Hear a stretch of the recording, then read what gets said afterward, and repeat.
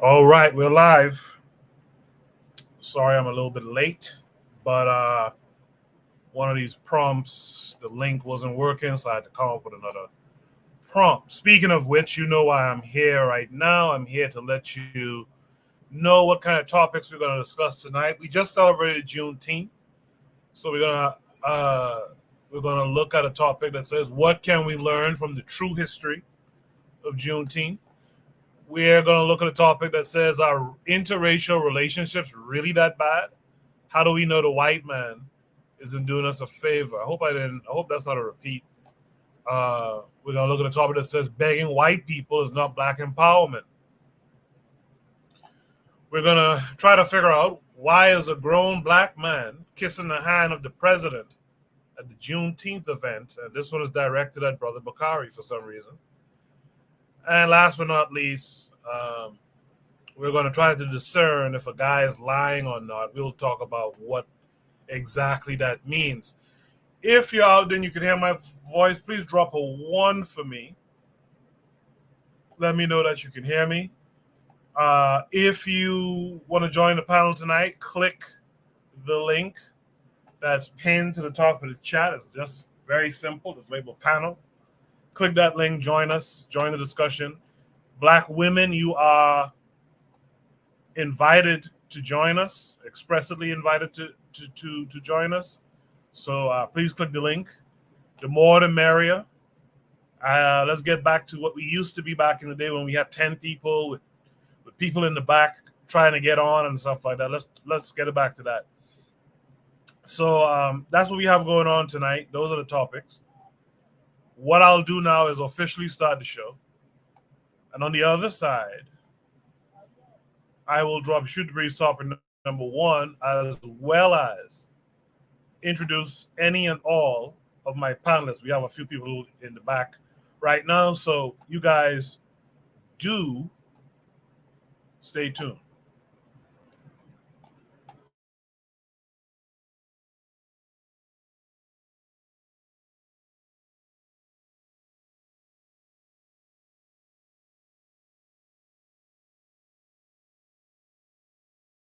You are listening to the Bitter Medicine Podcast on KWAZ Radio.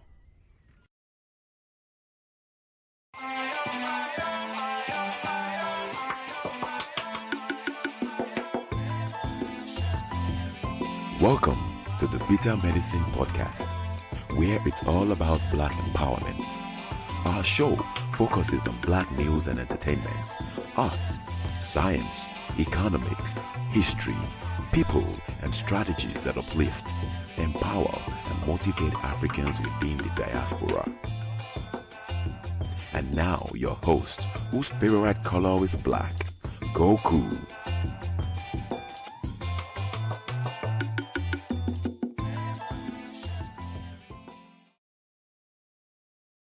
Welcome back to the Bitter Medicine Podcast. I am your host, Koku.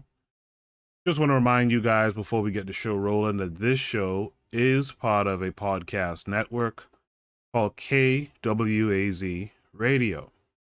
There are other shows on the network you are invited to tune into.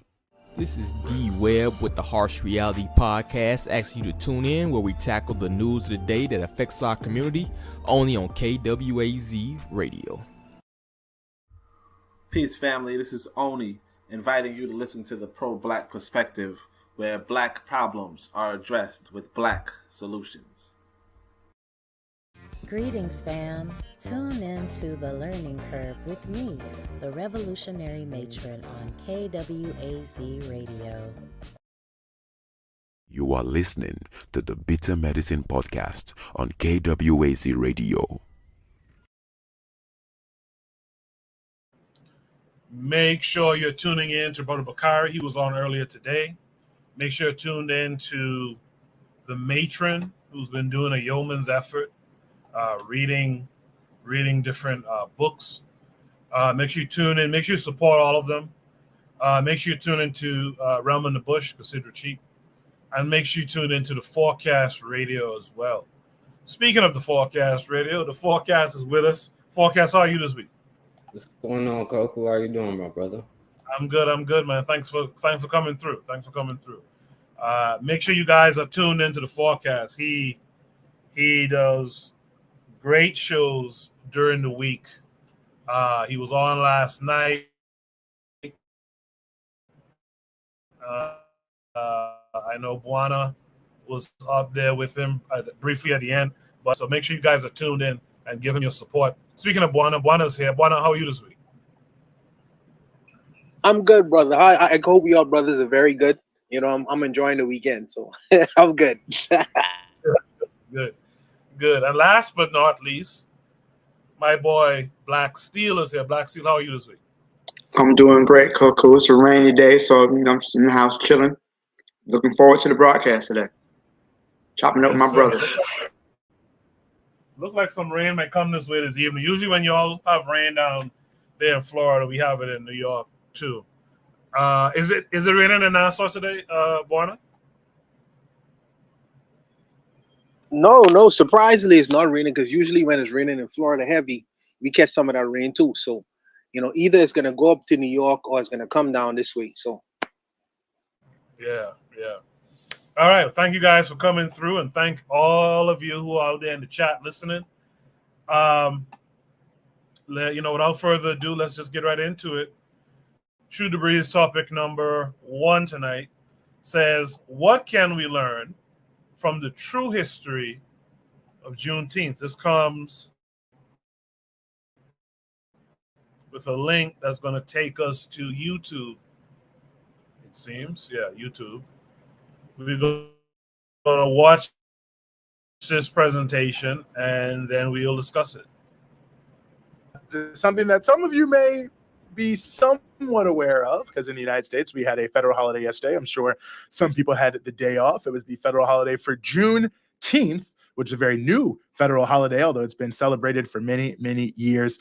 A lot to it, a lot of very relevant history, and a lot of different pieces branching off from that history. And we are very, very honored to be joined here as we continue the show by Dr. Gerald Horne, who's a professor of history and African American studies at the University of Houston. Dr. Horne, as always, thanks so much for being with us. Thank you for inviting me. Well, thanks so much for being here as always. And, you know, in a way I wish everyone did know, but I assume a lot of people don't know. So when we talk about Juneteenth, I mean, what is really being celebrated here? How did Juneteenth become a holiday such as it is now that has been celebrated for so many years by African Americans and now at least ostensibly by the whole country? Well, first of all, let me say that like most sane people, I support the concept of Juneteenth, despite the fact that the official narrative around Juneteenth is misleading at best. The official narrative is that on June 19th, 1865, General Gordon Granger showed up in order to apprise the Black folk in Galveston who had been enslaved that, don't you folks know you were free?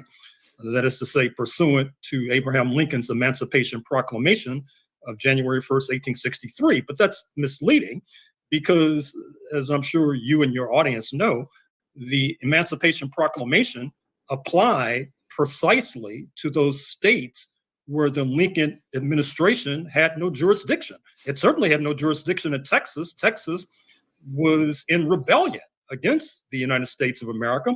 And that is the actual reality.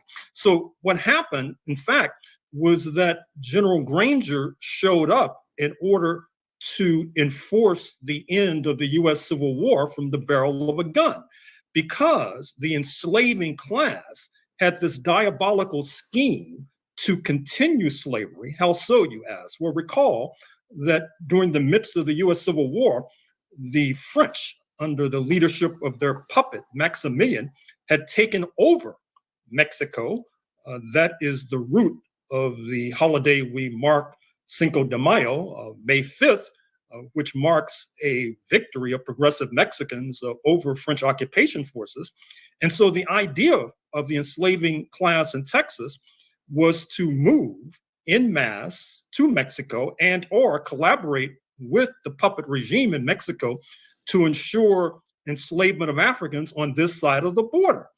What happens, of course, is that that plan does not succeed, not least because there was an uprising in Mexico against the French puppet leader Maximilian, assisted, I'm happy to say, by Black men in blue, that is to say, Black members of the US forces, who execute a kind of pincers movement against the occupation forces, which leads to June 19th, 1867, when the French leader Maximilian is captured and executed. And I dare say that that second Juneteenth, June 19th, 1867, brought the United States and brought Texas in particular closer to abolition of enslavement than the original Juneteenth, 1865, which we marked and celebrated yesterday. Wow. And I mean, it's not exactly talked about like that when we talk about Juneteenth today, obviously. But, you know, there is this, I guess we could call it like right-wing backlash to having this holiday, which turns it into this partisan issue of Republican versus Democrat. I'm curious, when we talk about the backlash to having a holiday like Juneteenth, I want to take it outside of the partisan issue and ask you to maybe put it in the context of the constant reaction or reactionary view to the idea of even recognizing the immense crime of slavery, and the fact that after slavery was abolished, which is what you're an expert on, there was a counter-revolution, if you will, to try to prevent emancipation, like a real kind of emancipation, from taking place. I guess I'm asking if you could kind of thread that behavior, that sort of counter-revolution, to the attitude we see today towards, you know, people antagonizing the idea of Juneteenth. Well, I think we're in the midst, sad to say, of another counter-revolutionary moment. That's the import of book bannings in high school libraries. That's the import of school principals in a state like Texas being driven out of office. That's the import of the fact that in Texas and Florida, there has been an attempt to deem illegitimate the 1619 Project of Howard University professor Nicole Hannah-Jones, not least because it put forward the apparent seditious notion that when the settlers in 1776 revolted against British rule, that had something to do with enslavement of Africans. I think part of the contradiction is that on the one hand, as we will ascertain on July 4th, there is a celebration across class and ideological lines in the United States of 1776, of the founding of the United States, despite the fact that the state was founded and was led for decades by enslavers. And then, of course, we're trying to carry in our minds the companion notion that slavery was a crime against humanity, slavery was somehow illegitimate. But that's a difficult circle to square. On the one hand, celebrating the handiwork of enslavers in 1776, and on the other hand, saying that enslavement itself was a crime against humanity. And so as a result of that contradiction, you see the ground prepared for this backlash against telling the true story of slavery. You see what's happening in Florida, where there have been attempts to teach in high school the idea that there are positive aspects to slavery. Supposedly people learned skills, believe it or not. But once again, this stems from this fundamental contradiction about the origins and founding of the past slaveholders' republic. Well, and, you know, to extend that point a little bit further, and just in sort of thinking about Texas in the center of this, when we talk about the current sort of right-wing backlash, and we also, you know, think about the history of the Confederacy, even the foundation of Texas, it's interesting when we look at, and I'm curious your thoughts about this in the broader sort of American body politic, if you will. It does seem like Texas, not to slight anyone from Texas, but that it does seem to play something of an outsized role in both the formation and the continuity around the far-right trend in American society. Oh, absolutely. And feel free, from my point of view, to slight the Lone Star State because it deserves it. I've oftentimes argued, in fact, I did argue in my book, The Counter-Revolution of 1836, Texas Slavery and the Roots of U.S. Fascism, that Texas is to the United States as the United States is to the world. That is to say, just as the United States drags the international community to the right, Texas drives the United States to the right. And we also know that when Texas seceded from Mexico in 1836 and set up an independent republic, that a motive force for this was precisely the fact that Mexico, under a leader of African descent, centuries before Barack Obama, had executed the abolition of enslavement. And those like Sam Houston and Stephen F. Austin, who were enslavers and then named ostentatiously leading Texas cities after themselves, were not having it. They rebelled, set up an independent republic, which became a competitor to a certain degree of the United States of America in terms of enslaving Africans. The Lone Star flag could be found off the coast of Angola, off the coast of Brazil, off the coast of Cuba. And then during the US Civil War, Texas was the state least damaged by the incursions of the Lincoln Army, not least because it bordered an independent state, speaking of Mexico, under French occupation, and therefore was supplied amply with many of those supplies then transshipped to neighboring states like Louisiana, Mississippi, Alabama, Georgia, to keep them afloat. So in some ways, Texas is continuing that inglorious legacy of being a major anchor of reactionary politics, both domestically and globally. You know, Gerald, as we approach July 4th, which you brought up a bit earlier, and you talked about the contradiction across the ideological spectrum, like you said, you have the celebration of July 4th and this genuine belief, because that's what we're taught in the U.S., that America is like this amazing democracy. You know, it's like sort of the leader of the democratic world. It's the first democracy in the world. But when you look at the founding of the US, not even to mention, you know, the genocide of the native people in North America, but you add to it the enslavement, the literal kidnapping of people from a continent of Africa brought to the US, forced to labor, forced to basically like give up their children to become slaves to other people, hunted down if they escaped. That doesn't sound very democratic to me. It actually sounds very fascist to me. I'm just curious, would you qualify the U.S. as a fascist state in its founding? I just don't see how it can really be seen as anything else if there's people who are literally in bondage. Well, that's the import of my aforementioned book, which carries the subtitle, Texas Slavery and Jim Crow and the Roots of U.S. Fascism. But I'm happy to report, to lift the gloom and doom, that there is an increasing split and schism in the historical guild. You have a number of historians who are revisiting the origin of the United States of America. I'm thinking of the late Tyler Stovall of UC Berkeley. I'm thinking of the late philosopher Charles Mills and his book, Racial Contract. I'm thinking of the Haitian-born filmmaker Raoul Peck and his stirring documentary, Exterminate All the Brutes. Even Pulitzer Prize winners like Alan Taylor of the University of Virginia are moving slowly but surely in that direction. Part of the problem is that some of this historiography has escaped the attention of our friends on the left, who tend to latch on to the old-time religion of Thomas Jefferson being the epitome of democracy, despite the fact that he was an enslaver, despite the fact that he wanted to rid North America of all free Negroes.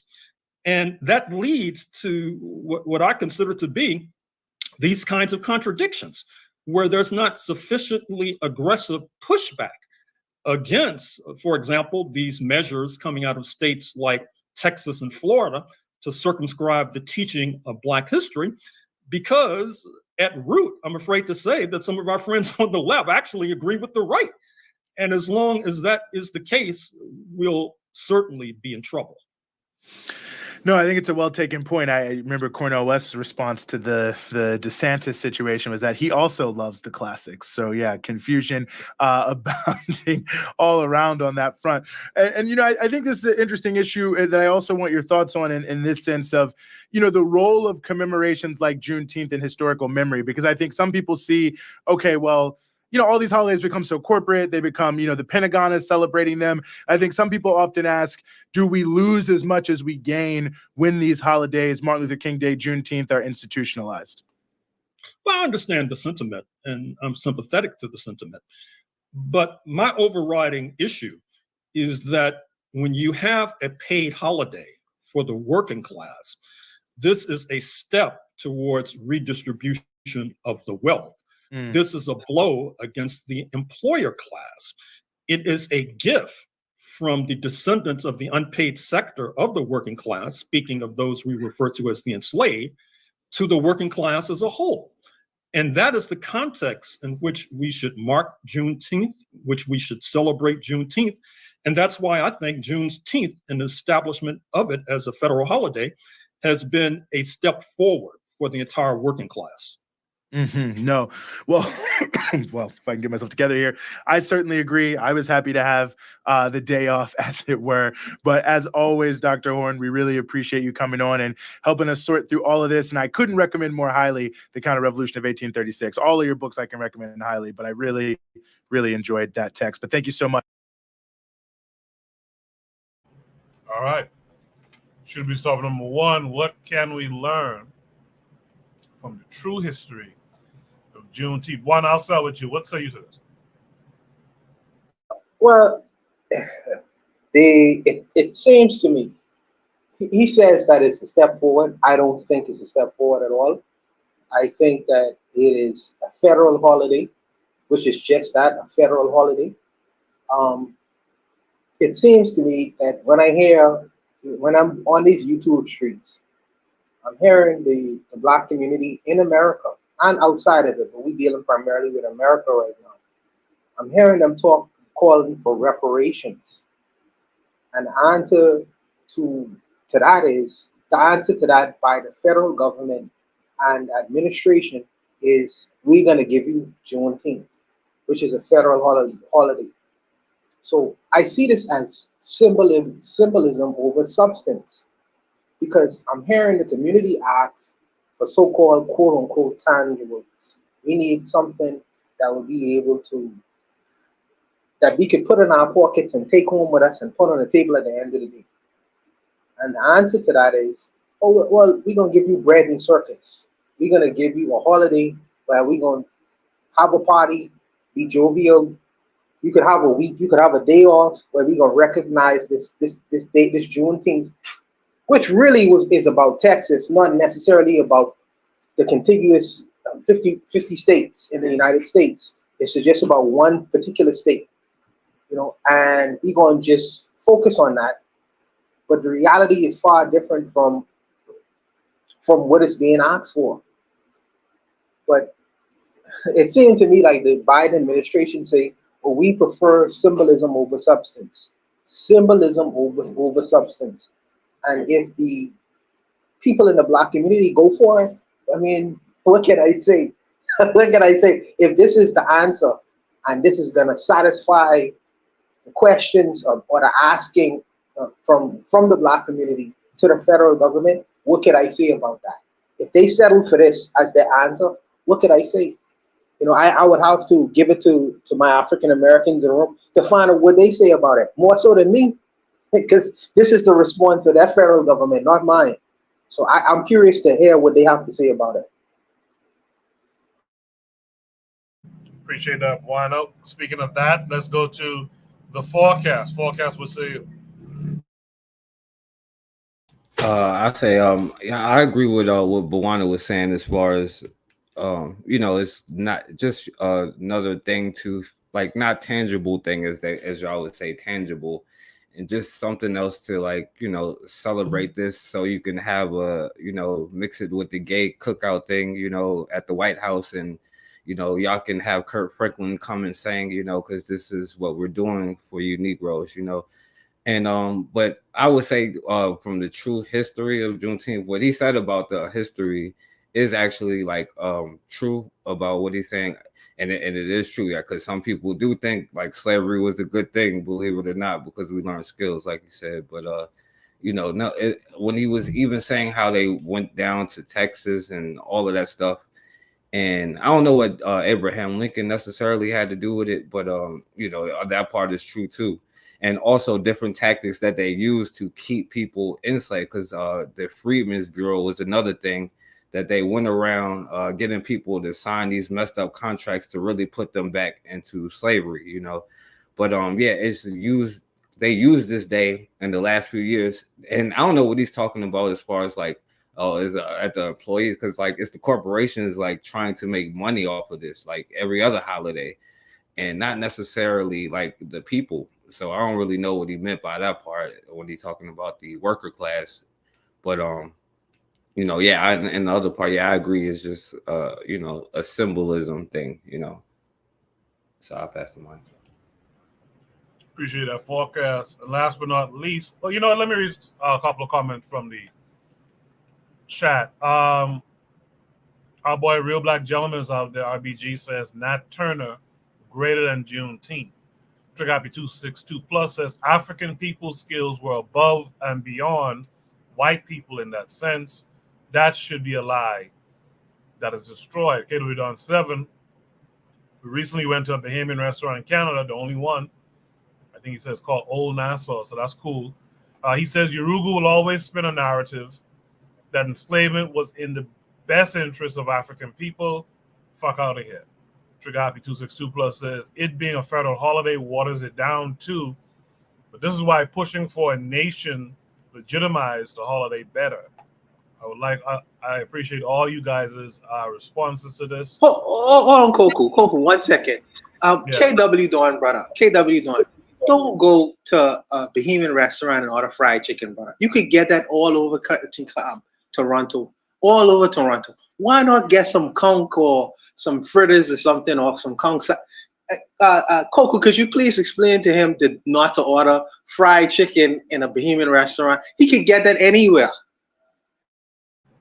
I agree. I was gonna say something about it, but you know how it is too. We have good fried chicken too, but yeah, it's the Bahamian delicacies that you want: crack conch fritters, conch salad, and for dessert you want guava duff. You know, so yeah. Appreciate you going there and let me know. So I guess the place is in Toronto, huh? Yeah, I think it's in Toronto. Yeah, I think it's somewhere in Toronto. Appreciate that you went there and that you let us know. But in the future, just a friendly suggestion: try the real Bahamian stuff. Like I said, anything with conch, and like I said, go over duff. KW Don says, next time I will consider that. All right. Appreciate you, KW Don 7. With all of that said, Black Steel, what say you to all of it? Well, I think that first of all, I agree that making Juneteenth a federal holiday waters it down.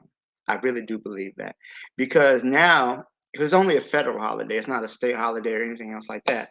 So many people have to work. So if you're not a federal employee, you got to work,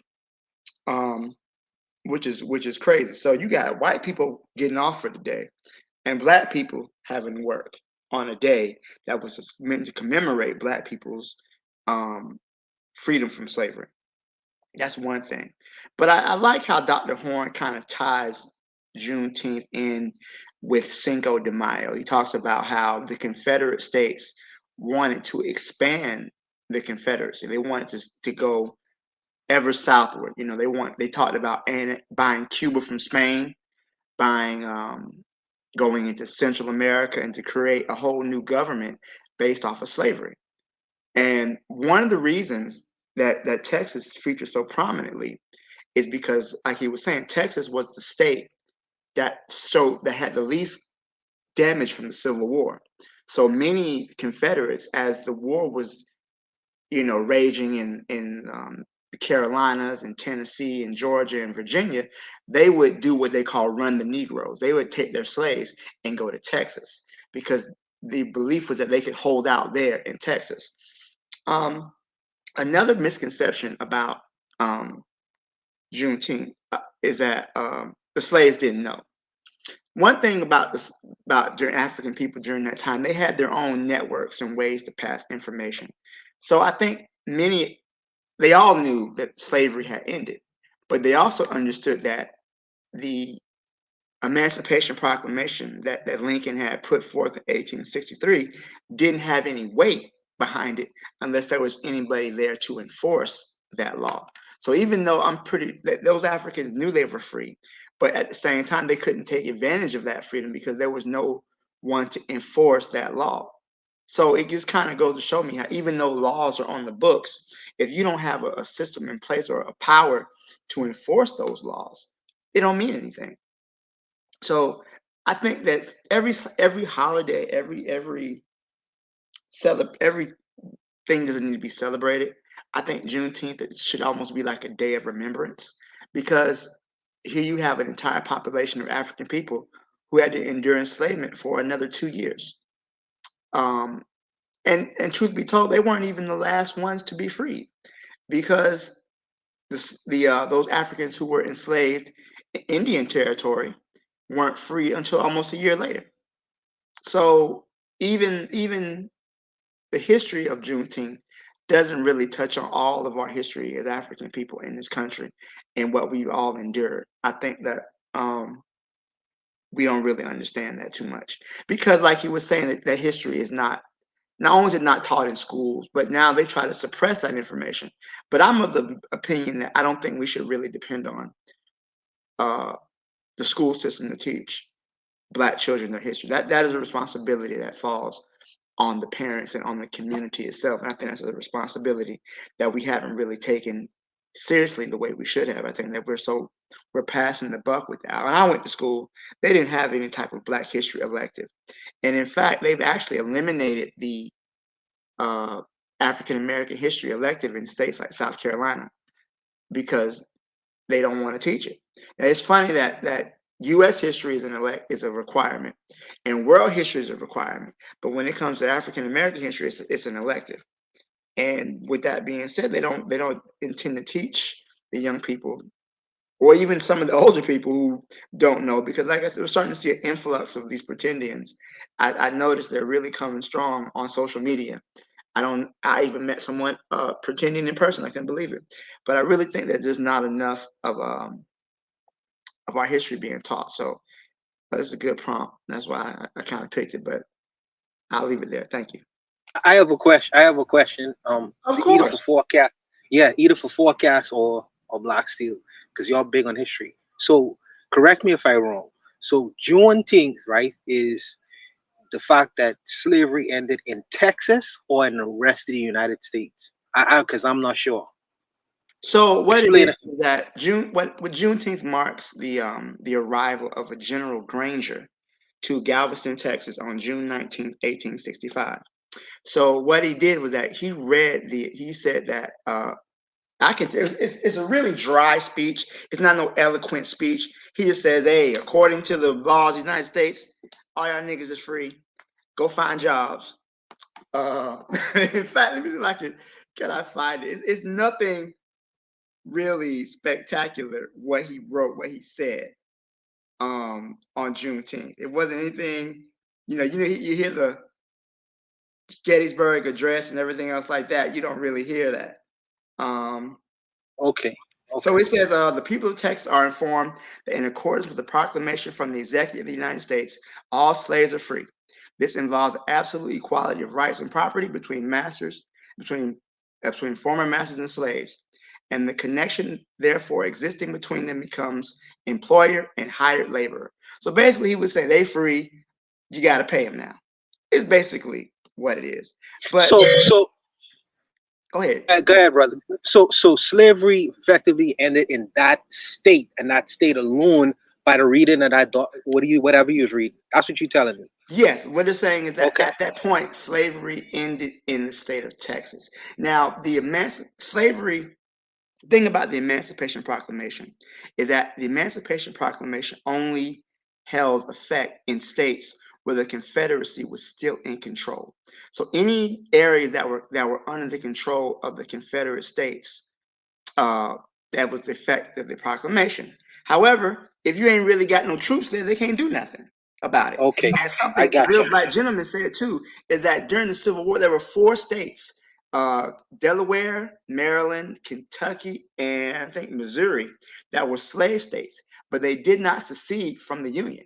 So slavery was still in effect in those 4 states until the 13th Amendment was passed in 1865.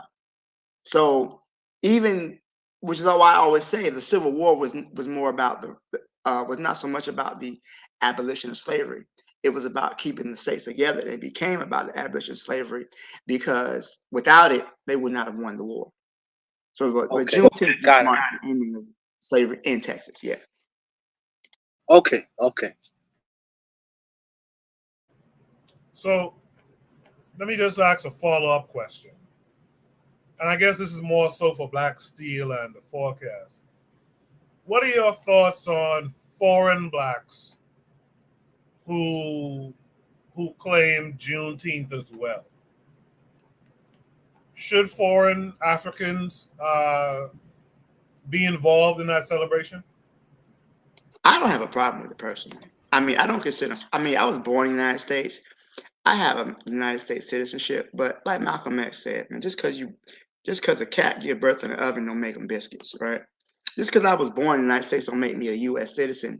Because we all know that at any point, my citizenship doesn't guarantee me rights in this country. I could lose them all. Black people, we have a very insecure position in this country. I don't necessarily have a problem with it. I mean, we celebrate, plenty of African people celebrate Carnival.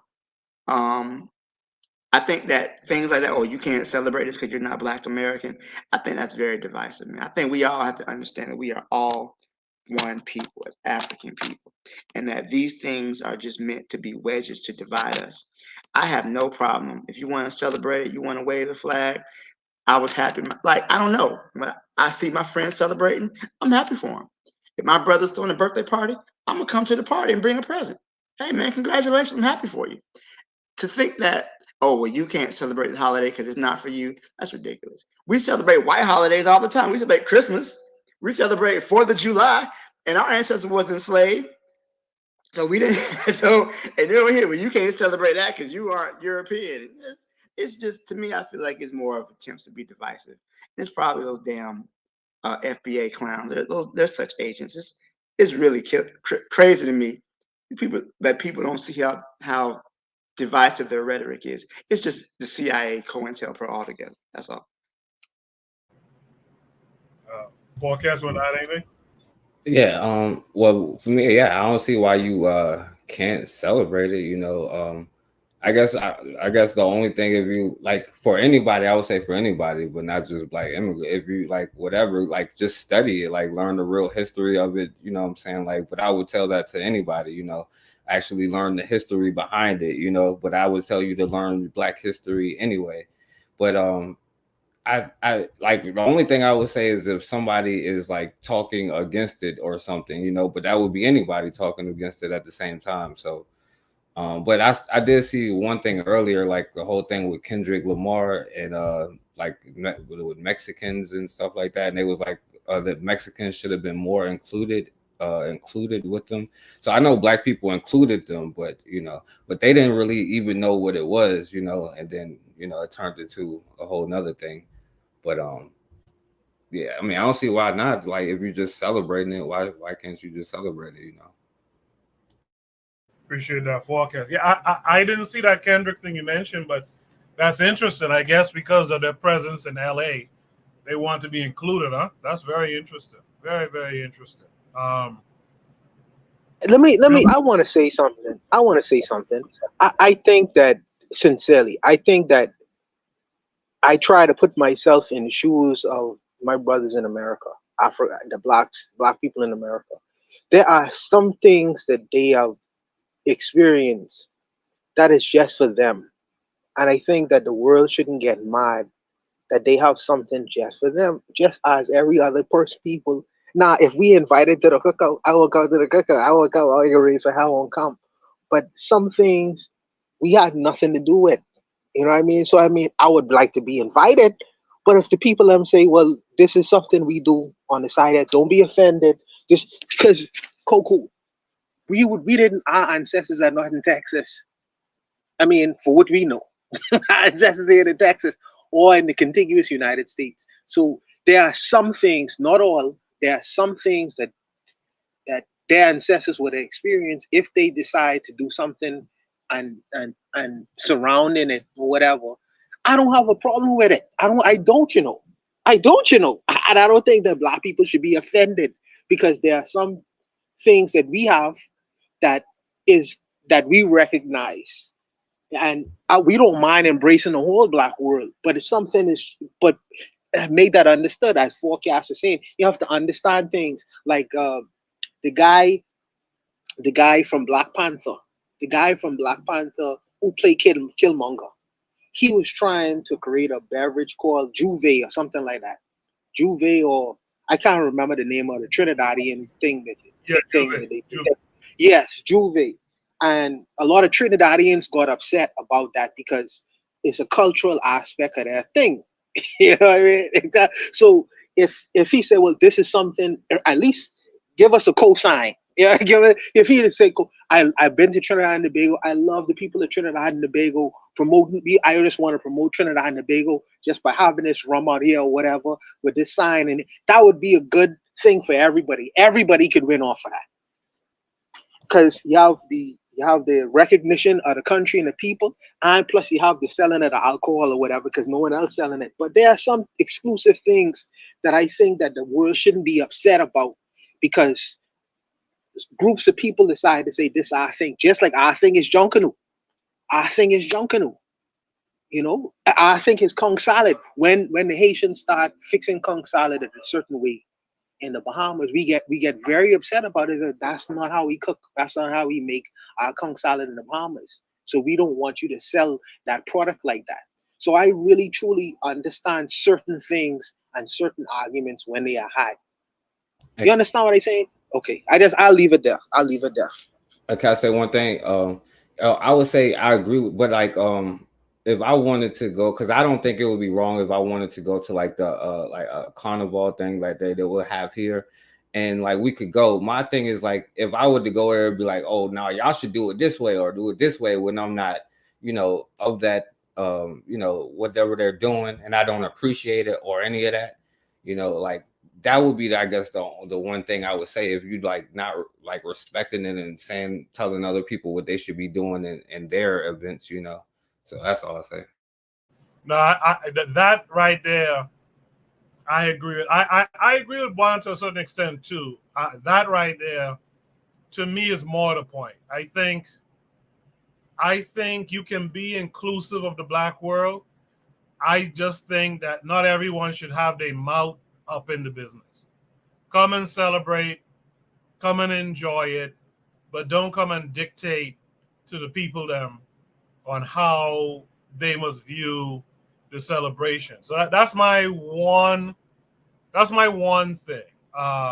You know, be respectful of the people and the practices of the folks and stuff like that. But I think we, as black folks, we need to unify. We need to be open to others coming in and partaking in the culture too. Last thing I'll say, I didn't like Trinidad's response to Michael B. Jordan. I get it, you know. Hopefully he would have directed something their way in terms of revenue and visibility and all that kind of stuff. But that was a black that Michael B. Jordan as a black / African man who's looking to do some business. He's shedding a little light on something that you guys partake in. I don't think y'all should have done him the way they did him, especially considering I'm not sure how much you guys know about Trinidad, but y'all Trinidadians let some white Canadians take and patent the steel drum. Come on, man. Come on now. If you go gatekeep, you should have gatekeep them people first. You know what I mean? And then when a black guy come along, now you puffing up your chest. I didn't particularly like that. That's just my take. In the chat, Sister Raw says, giving thanks to them Caucasoids for setting you free. What kind of mess that be? Shout out to Sister Raw, who's also saying greetings to the panel. RBG said the flex will be making Juneteenth a 7-day celebration from the 13th to the 19th. And I guess he was responding to Black Steel earlier. He said Delaware and West Virginia seceded from Virginia. Maryland, Kentucky, and Missouri were the border states. All right. So those are the comments in the chat. Is there any last thoughts on the panel here for this topic? No problem. Let's go to Shoot the Breeze topic number 2. I really do want to thank all of you who are here, who are listening, who are in the chat listening. I want to thank you guys on the panel for sure. Thanks to the forecast for coming through. Black Steel, Bwana Gaziki, I appreciate all you guys for real. Shoot the Breeze topic number 2 says, are interracial relationships really that bad? How do we know the white man isn't doing us a favor? This came with a link that's going to take us to Twitter. Here's a tweet from Omo Yuri. It says, if this wasn't recorded, I wouldn't have believed it. I saw this earlier this week. So we'll watch it. 3-minute video, and then we'll talk. That X shows up at door because you didn't text her. I've had to come all the way here on my day off just because you haven't texted me. Sorry, what? Why are you acting like that? Well, but why are you here? Because you haven't said anything to me for the past 2 weeks. I've literally been going, exist no more. Have you seen me? Okay, but you told me to not contact you anymore. That doesn't mean don't contact me. Are you dumb? Like, are you actually thick? You said to me you would appreciate no further contact. You broke up with me.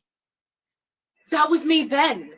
That doesn't mean you don't speak to me for 2 weeks to even care about my life. I could be dead for all you know. And you just don't care. You don't care about my family. You don't care about my pets. You don't care about my cat that you love so much. Okay, hold on a minute, yeah? How am I supposed to contact you, yeah, when you've blocked me? You blocked me off Instagram. You blocked my phone. How else am I supposed to contact you? You're acting like you don't know where I live. You could have come. You could have emailed me. I've got another Instagram. I've got 3 Instagram accounts and you haven't contacted me. How dare you? What do you mean, how dare I? You blocked me. You told me to not contact you. I've literally been waiting for 2 weeks and you still haven't said anything to me. I'm heartbroken. But hold on, yeah, because when I tried to message you and when I tried to call you, you just ignored me. I sent you text after text after text after text, and then you sent me a big whole paragraph, yeah, explaining, saying, oh, the feelings aren't the same anymore, and now you'd appreciate for me to leave you alone. I don't know why you hate me so much. Like, I don't hate you. I don't hate you. Like, I'm just trying to move on. You should have just killed me. I've been waiting 2 weeks. I could have been doing something else. I could have started dating again. No, I spent all of my time waiting on you to text me back. Oh, I've come all this way and you couldn't even just come and knock at my door and speak to me face to face. Well, because you live an hour away. Just because I blocked you doesn't mean you're actually blocked. What's wrong with you? But you told me to leave you alone. This is why I hate men. I don't know why I even bother with you. Why? Honestly. Why? Hold a minute, yeah. What? I've done nothing wrong. You told me to leave you alone. I've left you alone now. And now what? If someone told you to jump off a cliff, would you jump off a cliff? I told you to block me. It doesn't mean that you literally need to block me and never speak to me ever again. But I'm trying to give you what you want. That is not what I want, though. How many times do I have to tell you what I want? But the thing is, I don't know what you want. That's the thing. That's why I just left you alone, because you told me you want me to leave you alone, and I've left you alone. No, you can't even come and show your face. You can't even come downstairs and speak to me. Well, yeah, because I don't want to. I hate you so much. What do you want me to do? Unblock me. But you blocked me. Well, I mean, you unblocked. Hold on, I'll do it right now. So it appears that this might be a skit. And what we'll do is we'll talk about it as if it was a thing, right? Because it does allow us the opportunity to talk about interracial relationships, are they in a sense beneficial? Because, you know, art imitates life, right? It's possible that shit like this happens, you know, and it's possible that you know, like this happens not only with black women, but black men might be on some shit like this too. Um, so we'll kind of tackle it from that, understanding that it might be in fact a skit. Um, Let me start with Black Steel. Black Steel, you said it was a skit. What are your thoughts in general about the idea? Yeah, it's a skit. They got another skit where she's talking about she wants her Valentine's Day present, even though they broke up. Um, it's funny, man. It's just I laugh at this, but you know, a girl as crazy as that, man, that box got to be exquisite, man. What crazy as crazy as she is, she was got that. Woo. Anyways, yeah, let's pretend it's real, right? So homeboy needs to not even answer his door, because this is a crazy ass woman. Truly it is. And you know what? It's funny. You know, I'm gonna try to link it back to interracial relationships. I don't hold the same opinions as many of my fellows on here on the Bitter Medicine podcast. Uh, I think that you know you got to approach interracial relationships with a kind of just got to keep an eye on it. I'm not gonna say, oh, if you're in an interrelationship, you can't be any good to the black community. I don't necessarily believe that's true, or you can't be pro-black. I don't think that's necessarily the case. But I do think that some of these women that want to be with white men so badly, let them go. You know, we often talk about some of these swirlers and these black women in luxury and all these other groups of black women who believe that being with a white man is just the best thing ever and he's going to solve all your problems. The white man is some magical genie. If you rub on him, he'll grant you wishes. Okay, bitch, go ahead over there and find out. That's fine. If you want to go over there and be over there and stay over. Same thing with the black. If a black man feels that the white woman is the greatest uh, thing ever and he just wants to play in the snow, then go knock yourself out. You go climb Mount Everest and play in all the snow you want to. We don't need black people who idolize white people that way. Now, and when I say interracial, let me say that because interracial always means being with a white person, right? You can always be with white people on the only race. I think that when we say interracial, we always think of um, uh, race first. Trigger happy. You know what? I would have said that in the past, but I listened to Diallo Kenyatta the other day. He put a very excellent point. When you look at the inverse of the question, you say you can't be pro-black and be with a white person. But the question I would say, he put it the question, we think about this. Could you still be with could the inverse be true, right? Could you be a racist and be with a black person? Could you be someone who hates black people or hates another race of people and still be with them in a relationship? And the answer is yes. There's plenty of racist white people who have been in relationships with non-white people, with black people, Native Americans. You said y'all socialist. You said it's a bad thing. I'm a socialist too. Hello. You said like it's a bad thing. But that's the question. Can a racist person be with a non-white person? Can a racist person be in a relationship with a black person and still uphold their racist values? Absolutely. Absolutely they can. So I'm not one of those people who believe you can't be pro-black if you're dead outside your race. I don't think that. I mean, for example, I can give you examples. Plenty of people, black people. Frederick Douglass was married to a white woman at the end of his life. I don't think that changed his advocacy. I'm pretty sure I'm going to be alone on this. But anyways, but yeah, I do. Interracial ought to be selfish because I do kind of understand your point on that. But at the same time, some of our non-mixed race people have been detrimental to our cause. So it's just, and then you have some interracial people who have been supportive of us. So that's simply not true. Trigger happy. That's not true. But I'll leave it. I don't talk enough. That's fine. No, I appreciate that, Black Seal. Thanks for addressing some of the comments. Trigger Happy 262 Plus said, yes, because they use them expediently. That isn't equivalent because we need to be in a transition of self-preservation. We need to be strict. He says Kenyatta being a socialist matters because socialists condone swirling and typically swirl. That's I wonder what Black Seal says to that one. He says Frederick Douglass is not a Garveyite or African nationalist. He lived before Garvey. How could he be a Garveyite? Garvey was born in. That's fair.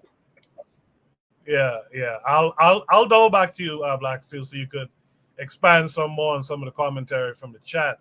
Shout out to Jose, who's out there in the chat. Shout out to Provide Triggers for Evolution, who's out there in the chat as well. I appreciate you guys coming through. With that said, let me go to the forecast. Forecast, what say you?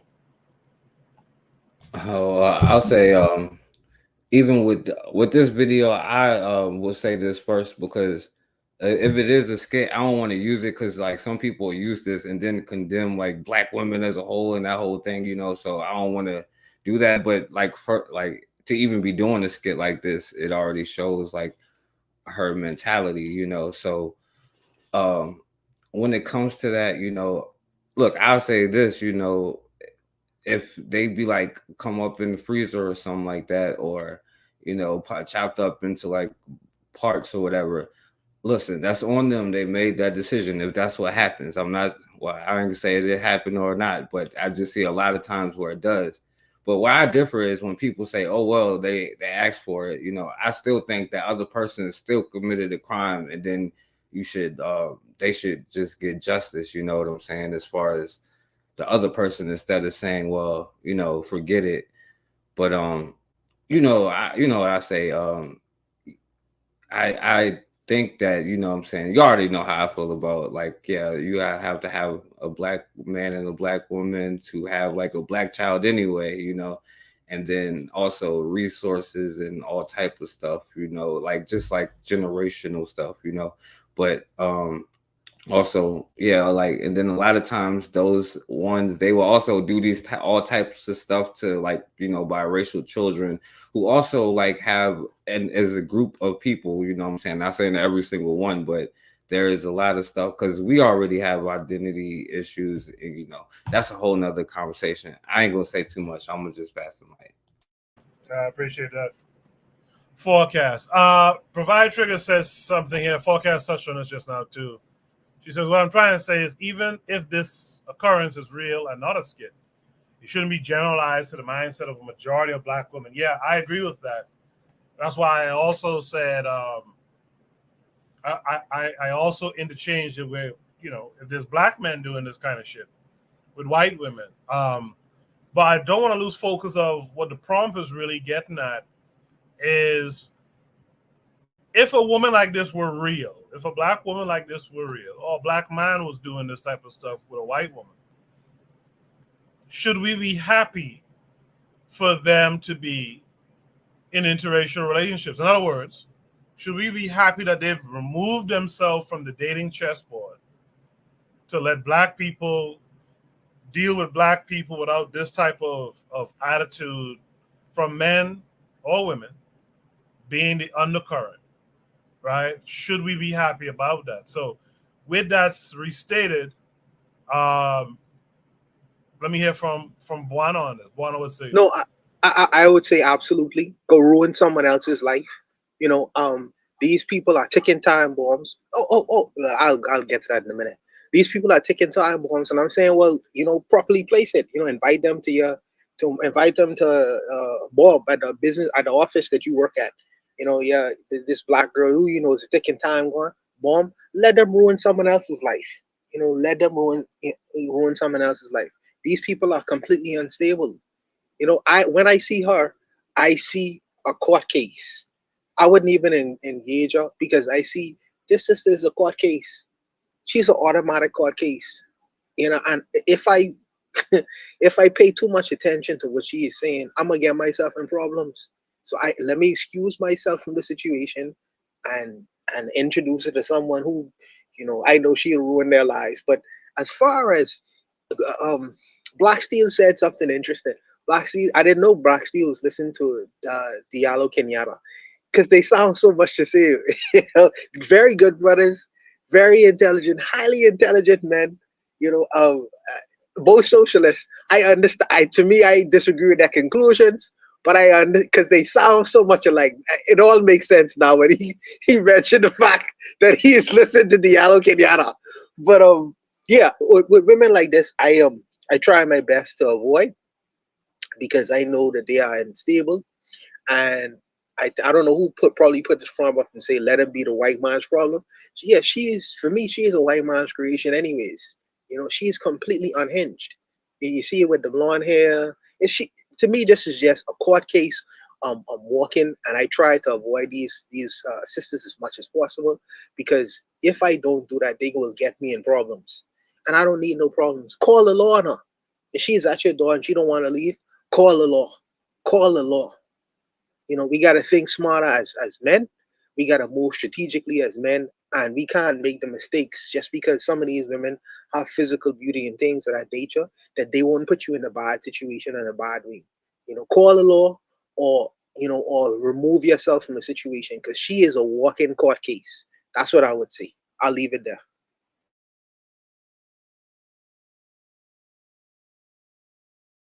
I appreciate that, Buana. Some interesting comments were in the chat.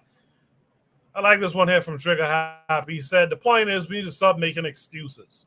This is how we get infiltrated. This is why I'm of the firm opinion that socialists or any radical integrationists shouldn't be leaders in a sense. KW7 says, the term pro-black has been bastardized. A better question is, can you be African-centered?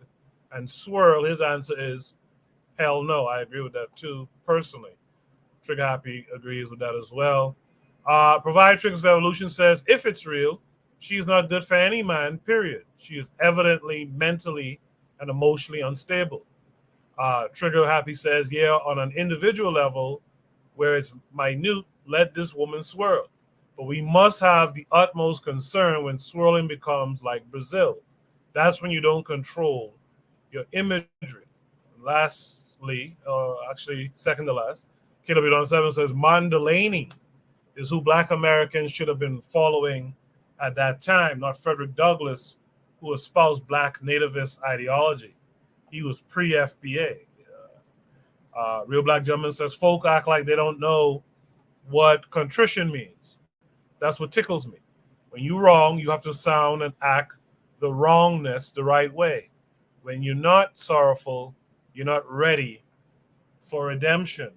Black Steel, was there anything that was said that you wanted to address?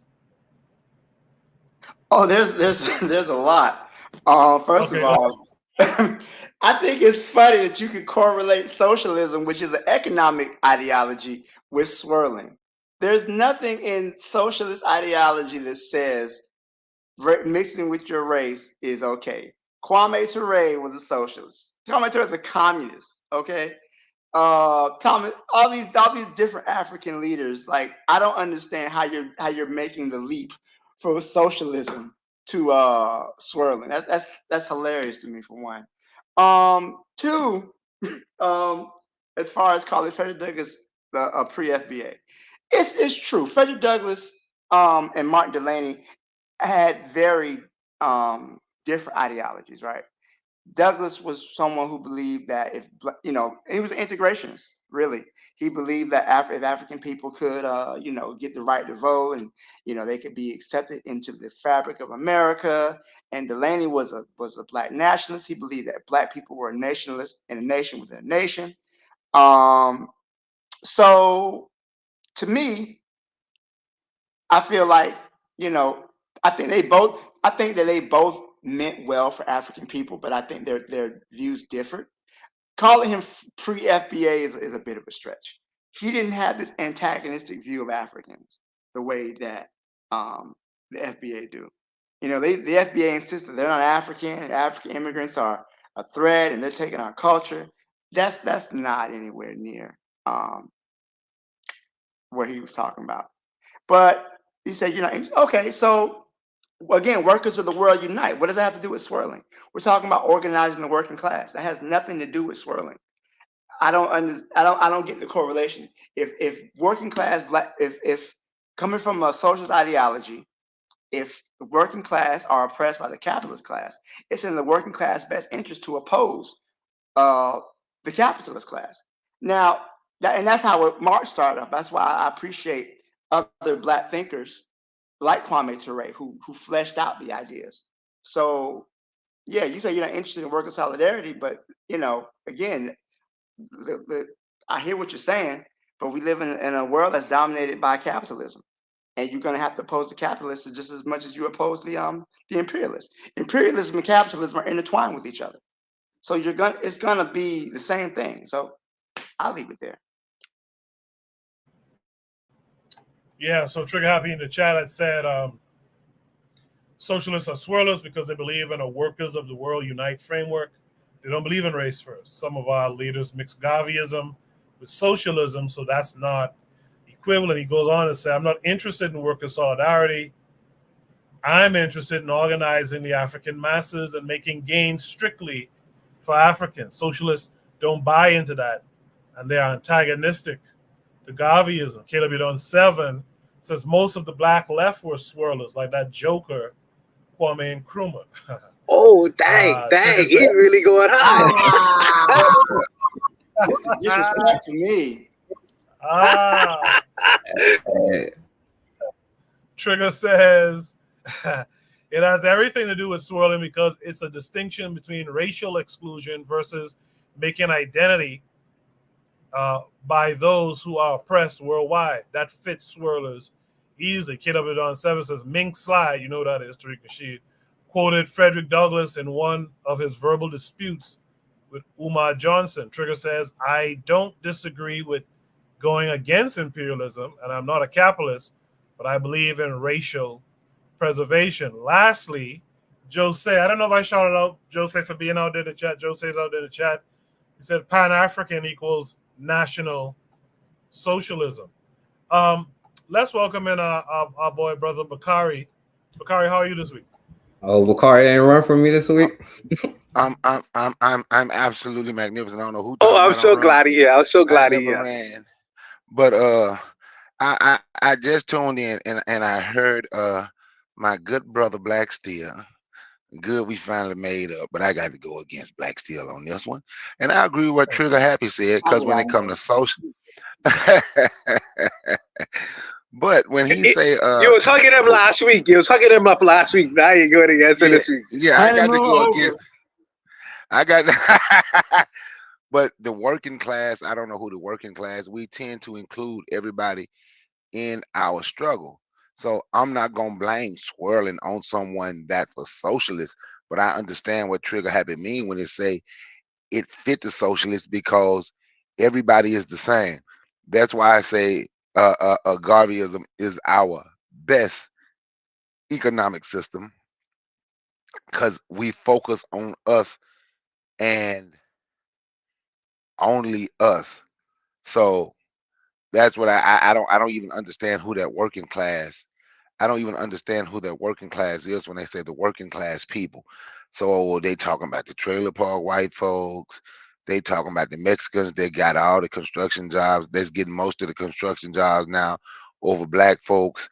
They talking about the Arabs and East Indians and the Orientals that coming down into your neighborhood, getting all your money, owning the stores, but they at work. So that would be working class people. And for me, I don't think, well, I ain't gonna say I don't think, I know they don't have the same struggle that we have. We can't help anyone until we help ourselves. And that's what I wanted to say in that skit. That's a black woman with a white man, right? I don't even watch those type of skits in all honesty. I don't watch a black man with a white woman or any non-black person or a black woman with any non-black person. So I probably would have never, ever seen that. I hear the mic. I appreciate that, brother Bakari. I just want to point out there was a nice little moment there a second ago. See, Bakari came on, everyone hailed him up nicely. Even though Bakari mightn't agree with Black Steel when it comes to the socialism stuff, there was a nice little exchange of I don't agree with that, but it was a nice exchange. This is why, Buana says this all the time. This is why we have to have these kinds of conversations. This is why we gotta meet up and talk. And it doesn't have to be antagonistic. It could be friendly, agree to disagree type stuff. It was a nice little moment. Trigger Happy in the chat says Kwame Nkrumah is still my guy, and I would take him before I take our terrible leader in Ghana. But our leader's swirling is terrible, and it destroys our imagery. He says swirlers love to use Jope and Nkrumah to be like, hey, they swirled. That's exactly why they shouldn't swirl.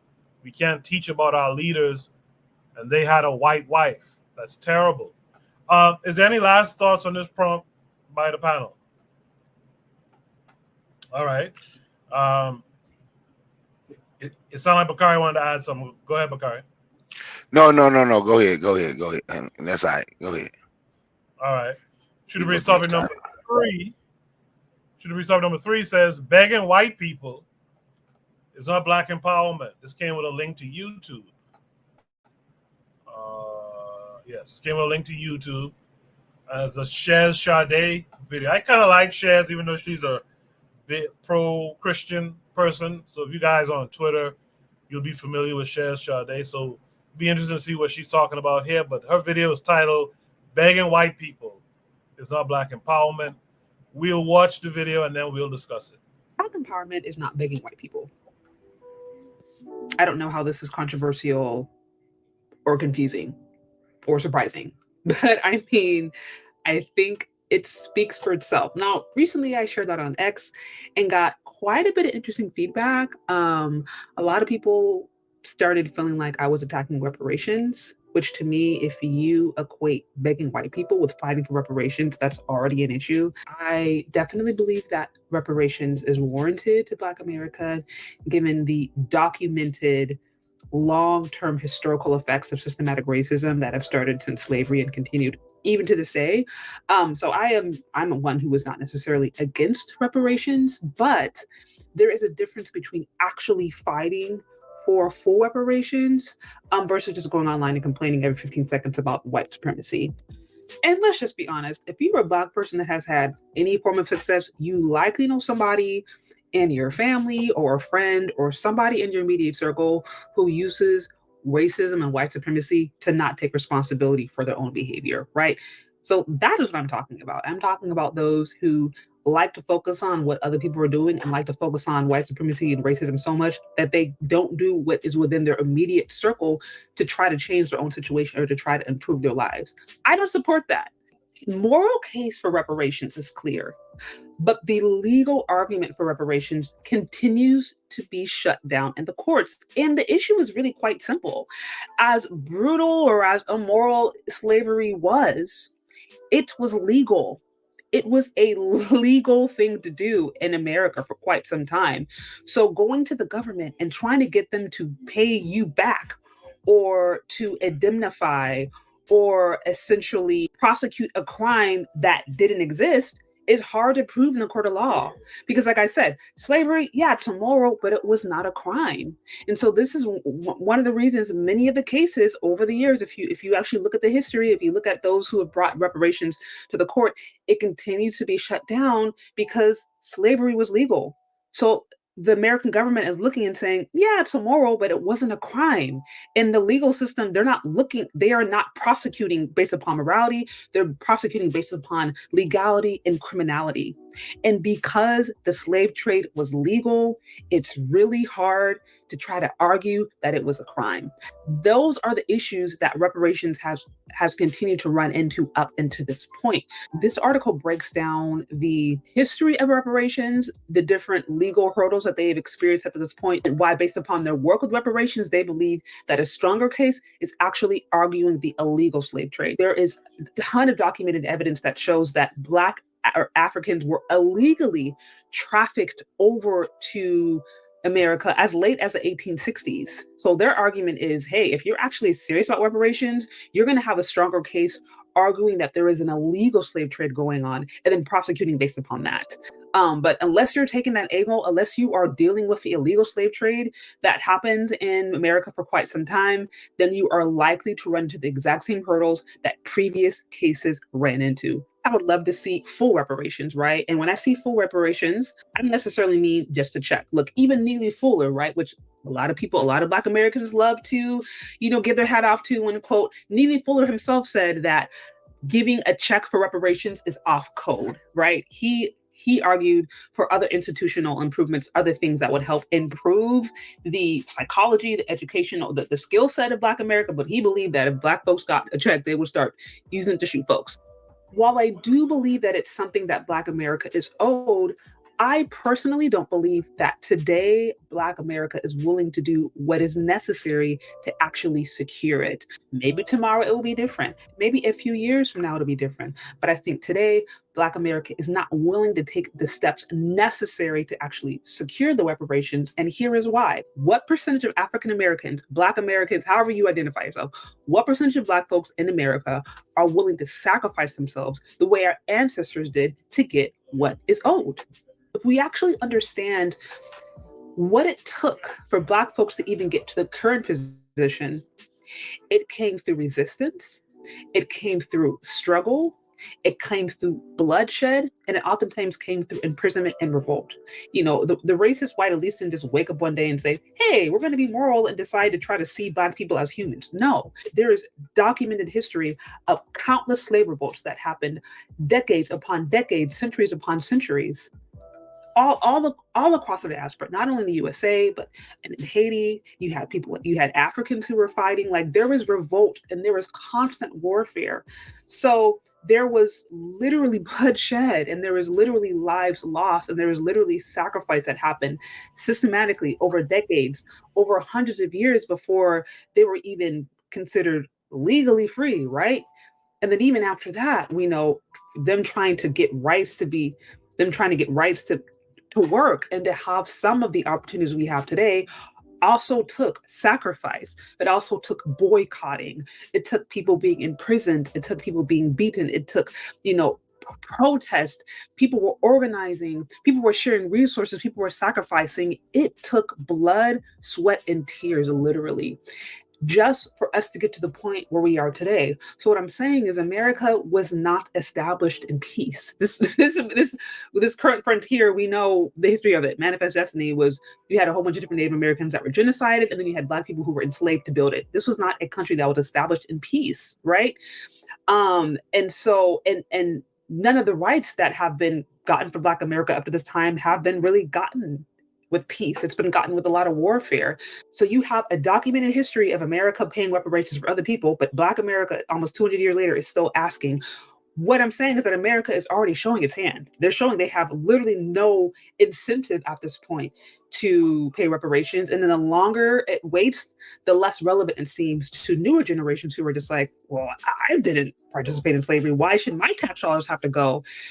So my point is, for us to get any rights, Black Americans, African Americans, our ancestors, they had to revolt, they had to boycott, they had to suffer. This happened multiple times, not only to get out of slavery, but even to secure some rights.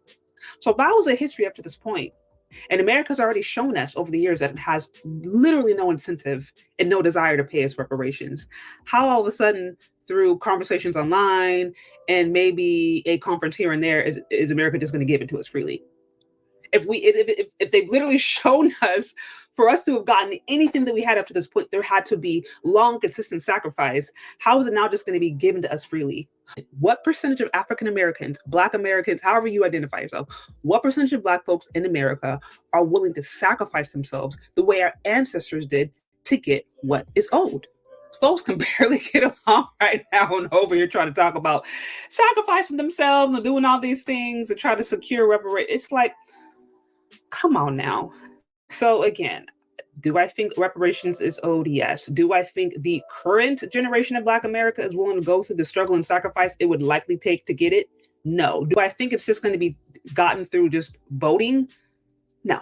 That said, I don't believe that you necessarily need to wait on white folks to give you a handout before you can improve your situation. That's my point. What do you think? Do you support reparations? Do you not support reparations? Do you think Black America has what it takes to secure it in this current generation? Or do you think we're going to have to wait for another generation who might be more willing to sacrifice to actually get what is owed? Let me know. All right. I see some of you had some things to say about this presentation so far. In the previous topic, Jose made a comment that I didn't see. He said these skits, again, this is about the previous topic. These skits are dangerous propaganda. They are successful. I'm sure Black people also make quote unquote normal skits, but they don't get shared. That's a good point. Trigabi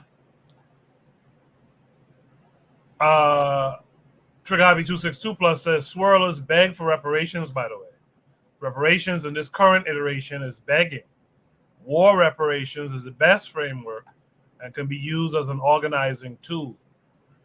Jose said, to certain things she said. Black Steel says her logic is flawed. RBG, Real Black Gentleman, says Captain Obvious. We'll see her on the front lines. Black Steel finally said she's dumb. So I'm curious to hear more from Black Steel. Let's go right to Black Steel now. Black Steel, what's say? I initially tried to say she's dumb as fuck, but it wouldn't let me put that in the chat. She's dumb as fuck. So let me say why. First of all, she talking about something we can't ask for reparations, even though it was immoral, it was legal.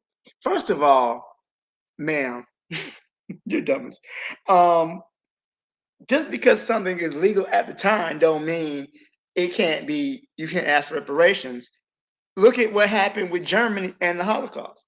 Everything the Third Reich did was legal in Germany at the time. Everything. But yet, Germans had to pay reparations. So, just based on her logic, that's not even true. All right. Everything the United States did to the Native Americans was legal as fuck. Okay. They done broke all the trees. They don't care. They still got to pay some of those Native American tribes a little money. It's not much, but it's something. Everything they did when they interned the Japanese in World War II was legal. President Roosevelt signed an executive order locking up 100,000 Japanese Americans in basically work camps, concentration camps, for the duration of the war. They had to pay them people reparations.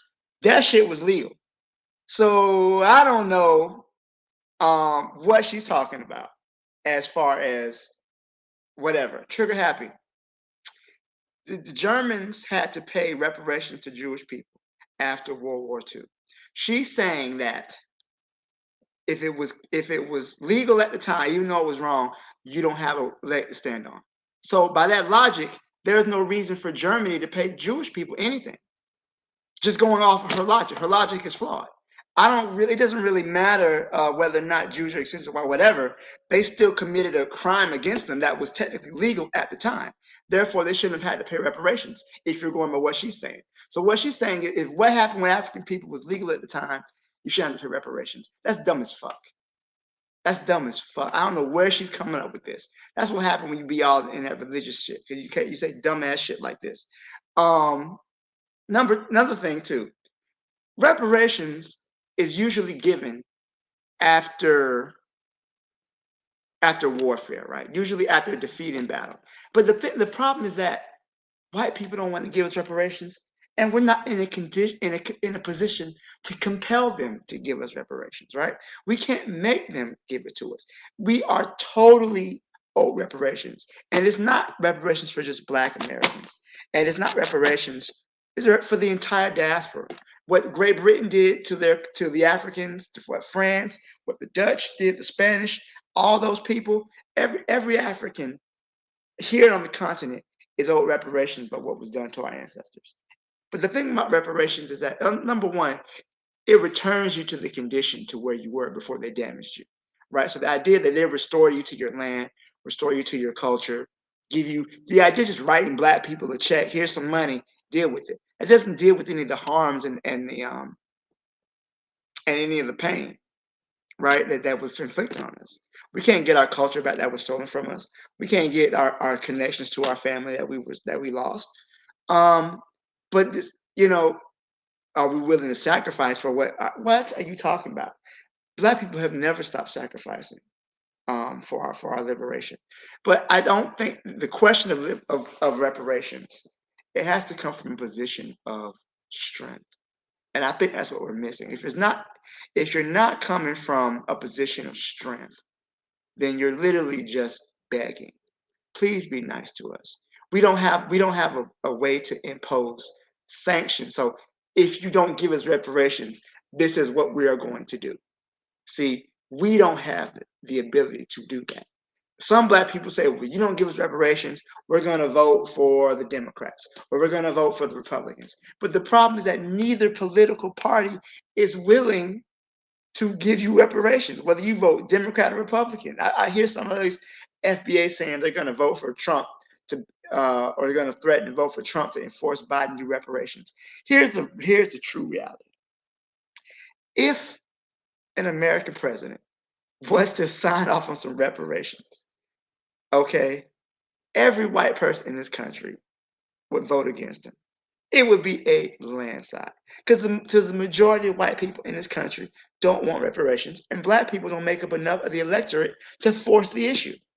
So when I hear FBA talking about voting for reparations or voting to people who have a Black agenda, Black people don't make up enough of the electorate in the United States to where we can really force the issue. That's really the problem. So it's coming from, we have to have a position of strength, which only would come through organized revolutionary Pan-Africanism, which is what I think probably we're leaning towards.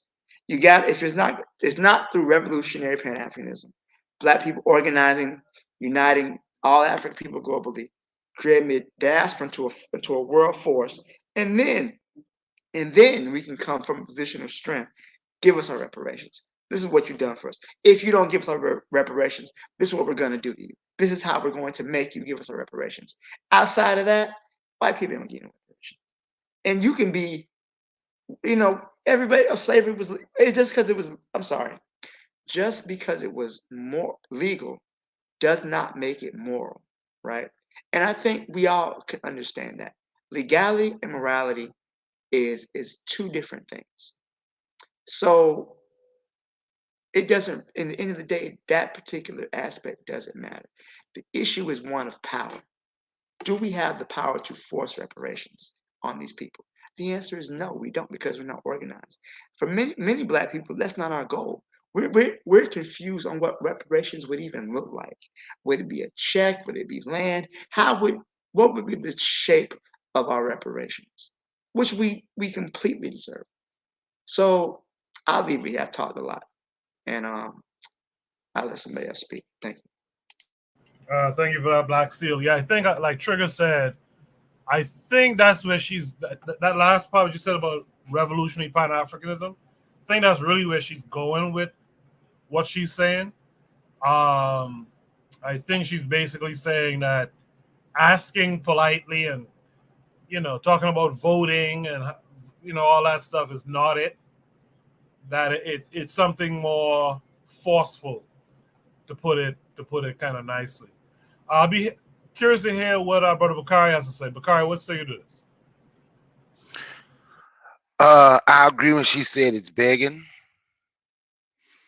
And that's what we're doing. When she say we ain't working, Black people truly don't work today like we did back in the day. Shit, we won't even stop going to them foreigners in our community, giving them all our money. So we won't even say boycott that, which I believe in lifestyle change. Don't go to them at all. Well, we control it. I heard when we say we deserve, I've heard a lot of people say we deserve reparations. You can say deserve, but do you truly deserve something that you are not even willing to attempt to do something to take? The fight ain't always physical. The fight is economic. But as long as we give them everything, and as long as all of our best on any level in academia, in athletics run to white people because that's just better for us, how can we complain about how can we complain about what they don't do for us when we don't look in the mirror and say this is what we need to be doing for us? Uh,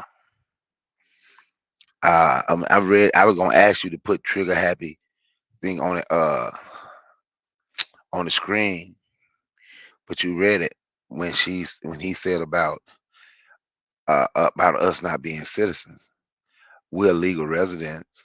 So the question is, if we feel we deserve reparations, and if we feel we're supposed to give reparations, what are we gonna do? Y'all know how I feel about it. If they gave black people reparations right now, most black people, the people that call themselves FBA and ADOs, they want reparations in form of a check. Uh, if they gave black people reparations right now in the form of a check,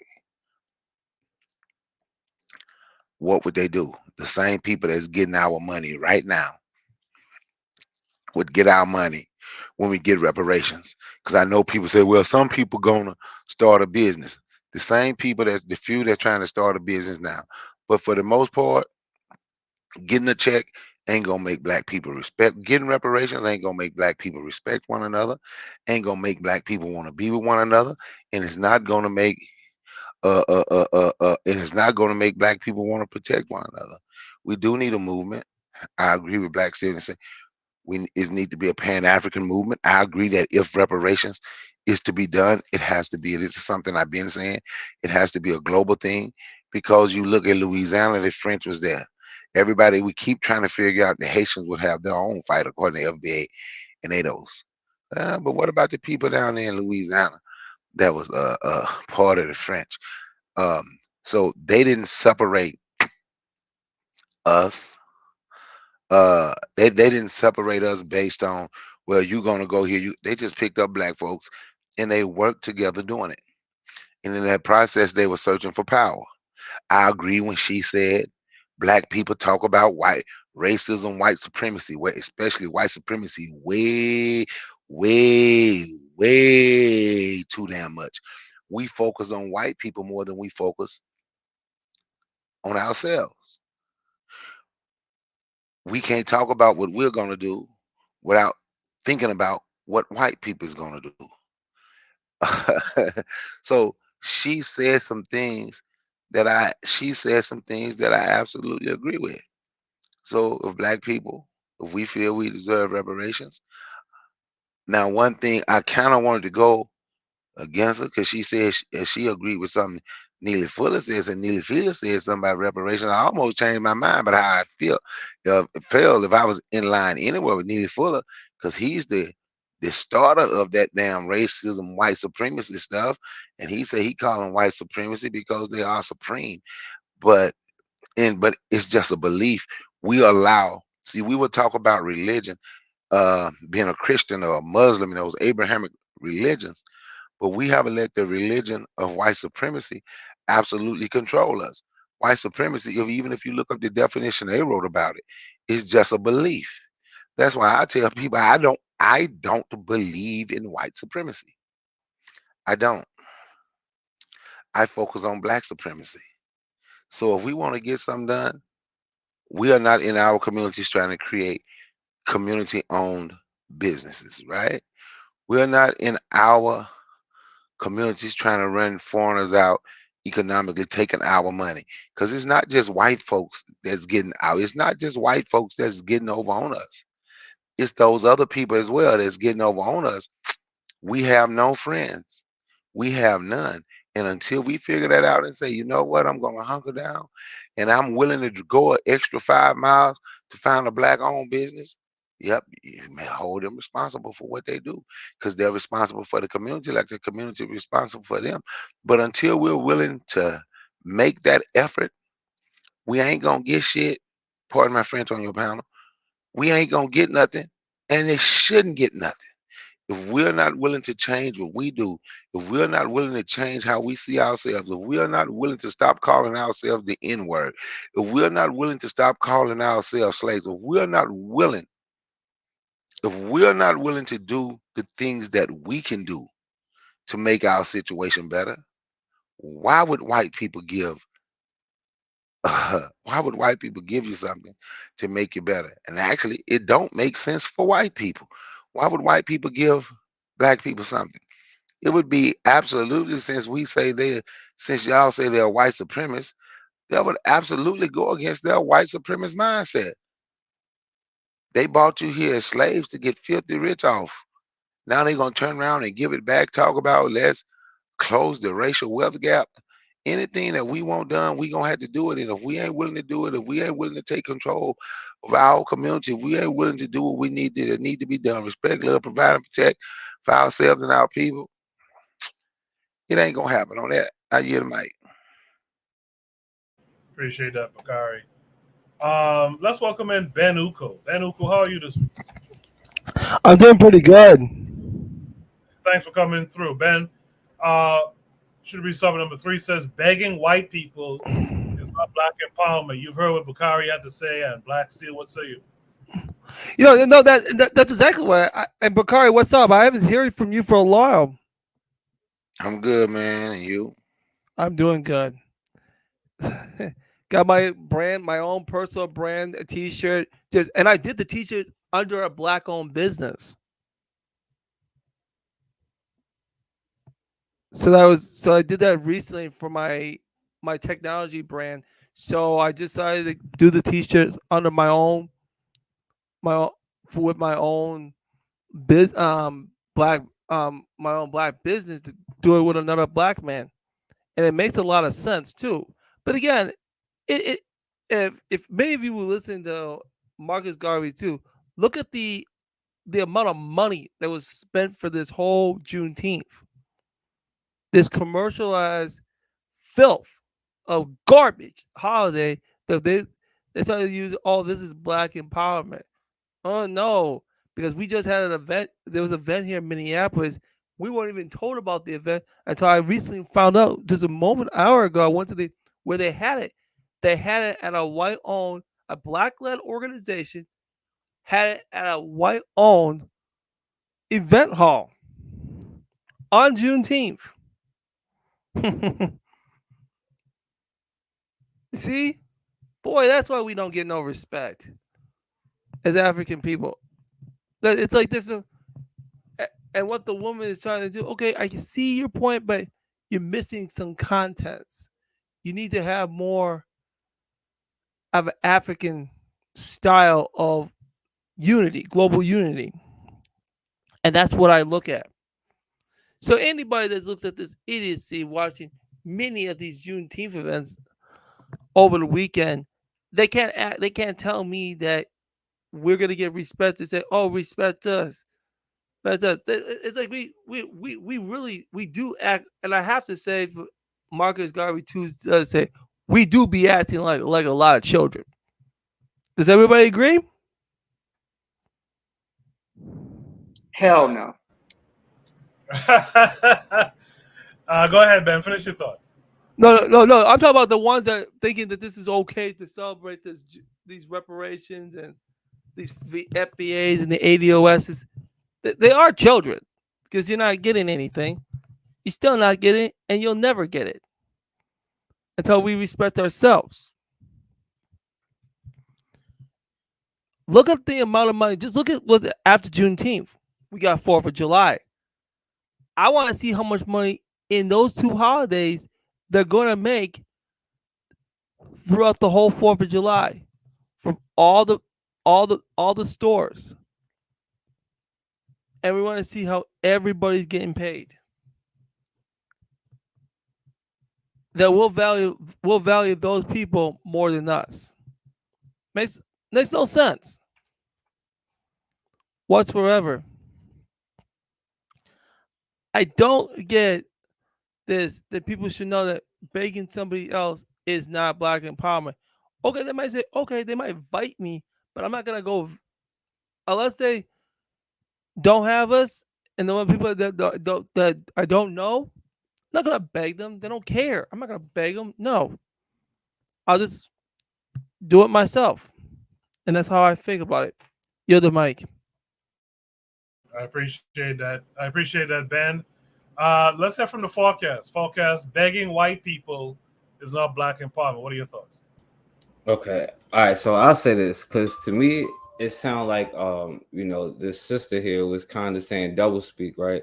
Because in one breath she'd be like she deserved it, the next she'd say you begging. Now Bakari even said, "Oh, I don't think you deserve it." So Bakari didn't do double speak. He understood and I think for her in particular, because she's smart enough, like, and Ben, I'm glad Ben called it out. How she's off code. Let's just say, because I'll just use those words, right? How she limited the whole thing to just it's like when what she's saying is not true, because like even with Rosewood, they just like the other day and thing talking about reparations, and I'm pretty sure murder and all of the stuff they did to them was illegal. If y'all gonna say the 14th Amendment gave us citizenship, if not, then there's other questions you're gonna have to ask, like, is you a human now according to them? But so she knows all of this. It's not just it's slavery and all of this stuff, and even with what Bakari was saying, listen, what you were saying earlier, Bakari, on your live, when you're talking about these businesses, why do they have to charge more? You know what I'm saying? Because they have to pay more, and a lot of times, a lot of people be like, well, I would go, because I found a lot of this is one good vegan spot. I don't even eat vegan, but it tastes like regular, but I can't eat there every day. You know what I'm saying? But the thing is, like, even when you say that stuff, like the HBCUs, why do they have to take money and all of these stuff from others? Because they don't have the resources to do all of these things that you even talking about, And with her, like, when you limited the whole thing, because you leaving out like how Wells Fargo just got with their whole redlining and people unable to get the banks and loans and all of the things. Now, one thing I do agree with you and Bakari, because I do think it's crazy to say there's no way you can't do anything about it. You know what I'm saying? Because, and she just vaguely mentioned it, because like even when you think about recent history and the last time that we got anything done, it wasn't because we was marching and holding hands with everybody. It was because black people was fed up and they got armed themselves and they was tearing up the neighborhoods. If you go through from the 60s all the way to 70 and all that stuff, when they had to create the programs to stop and break up the family and all of that stuff. Like, so like to say that, and even just like what Bakari would say, holding your money, you could pick a whatever, a particular business and not go to that thing, you know what I'm saying? Or it's so many things that you can do, because like to say like we can't do nothing, like we'd be like, yo, we in slavery right now, we couldn't do nothing. Like everything that's happened is because we made it happen. You know what I'm saying? But my thing is, I don't know why so many black people would be against even the whole like understanding that they definitely have to pay for what they did, and what would be reparated. It should be like setting up yourself so you can be self-sufficient. You know what I'm saying? Like, and taking back what you had. Now that at the end of the day is like is people willing to do what they was doing like I was talking about the York riot that I showed yesterday, with the brother was like, yo, the people was fed up, they just went in anybody that came in their neighborhood, they tore them up, including the police. You know what I'm saying? And that's when they started to make all of these laws and changes. But of course we know that it was a whole think tank behind it, but the whole purpose is to set up your own community to self-sustain yourself. Like, it's the only time we'd be like, yo, what are we going to do with this? Well, you could have a whole thing where you're setting up a thing for black businesses specifically to get them off the ground, you know what I'm saying? Or you're putting this towards the educational thing. And another thing that people don't talk about is like they should not be taking our tax money whatsoever. It's too many things that you can even say what it is for us to act like, but I do agree that too many people have the and thing of like, we just want equality or whatever, but you'll never have like control, because like being able to work in the plant as a worker and not in the office as the boss, you know what I'm saying, is what you get, But even with this sister here, like, it's certain agendas. And I think personally that people get like even derailed onto the whole ADOS, and that's the purpose, you know what I'm saying, to make us be like, oh, argue amongst ourselves about like, because they're gonna have to pay for everything they did. Now I could say something else, but I'm not going to say that here, so I would be quiet there. I appreciate that forecast. Yeah, I'll say I think everyone so far has made excellent points. I think it goes to a question that Black folks in America, Black folks on the continent, Black folks, worldwide are due reparations for sure. Me personally, and I'm not trying to derail anyone's reparations claims or anything. I just don't think, and history kind of fleshes it, bears this out. You're not gonna ask and just be given it. There's a race war afoot, and a part of that war is if you want reparations, you're gonna have to fight for it. That's just my observations and thoughts, and I think a few of you share that with me as well. As a foreign Black, as they call them, it's not my business to tell. It's not my business to go out here and finger wag and tell Black Americans you don't deserve reparations, which some foreign Blacks tend to do. But I find there's a lot of cherry picking with that. You'll find one or two foreign Blacks here and then. You'll boost their nonsense and stuff like that. But for the most part, no one's really arguing against anyone's reparations claim. The people in Haiti are not sitting up upset with Black Americans for talking about reparations. Folks in the Bahamas are not, folks in Jamaica are not setting up vexed about a reparations claim in the U.S. We support it for the most part because, to be quite frank, we have our own reparations claims where we're from too. Hey, I wanted to ask you because you just mentioned that. I was going to say, like, how do you feel about like going against UK for the reparations in like the Bahamas or Jamaica or something? Yeah, no, I think if folks, let's say the Bahamas or Jamaica or whatever, if folks wanna go after it, go after it. But I don't think it's an insult when people come with the sobering truth that kind of thing, dealing with the people who we're dealing with, you're going to have to fight and get that. You're going to have to wrestle power and take back your reparations. It's not a ask me type thing. But, a long time ago, Buana was on Shoot the Breeze and he said, you have to throw the stone. And I've learned to agree with that. You have to throw the stone. But I wouldn't put all my eggs in that basket. I would first try to put the eggs in the basket of self-repair, self-determination. And when we get ourselves to a place of power, then we really go against these folks to get that reparation. But that's just my thinking.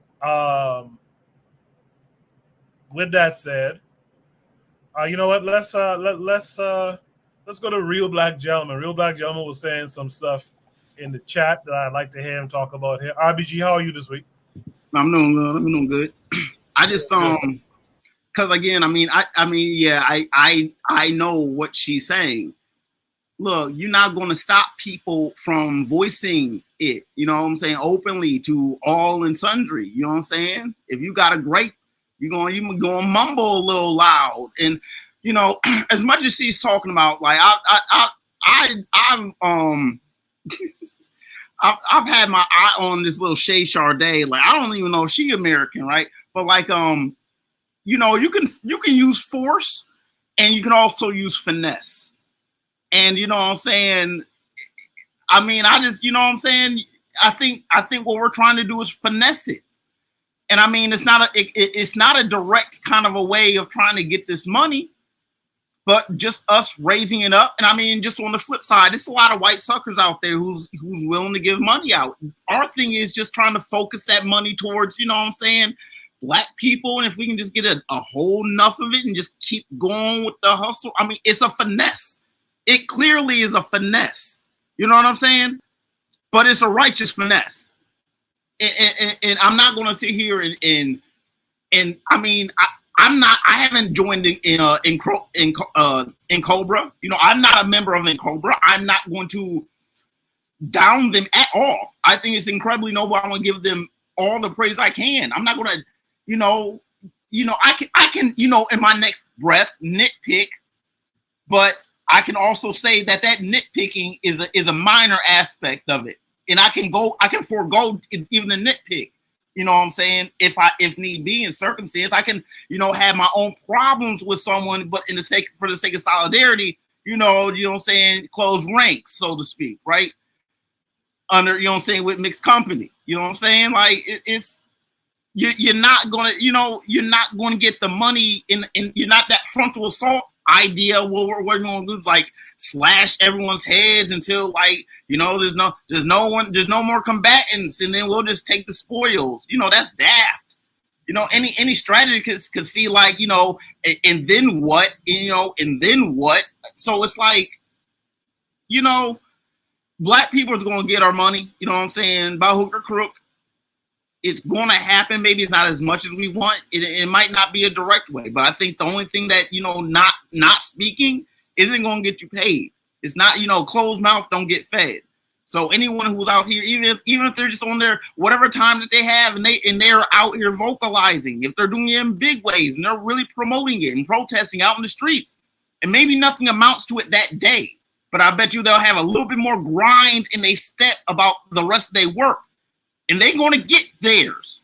You know what I'm saying? Like you cannot, it's the old Chinese saying for, just for convenience. You don't tell the man who's doing something, that they're doing it wrong. You have to go ahead and just let them do it. You don't tell someone that something can't be done when you see someone attempting to do it.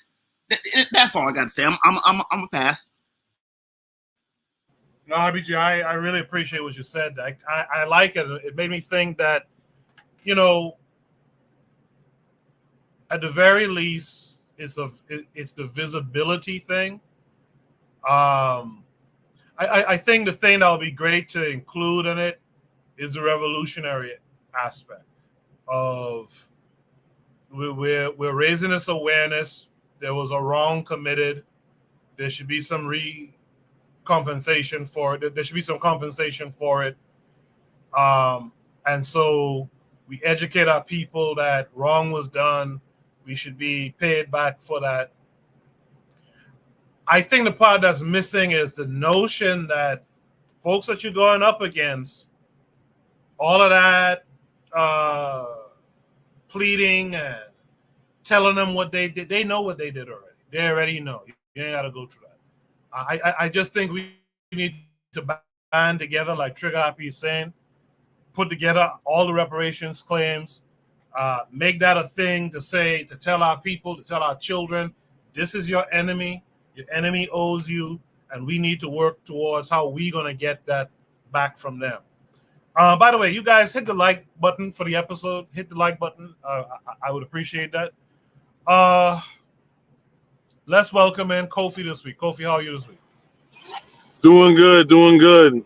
As you doing good. I like the show topic as usual.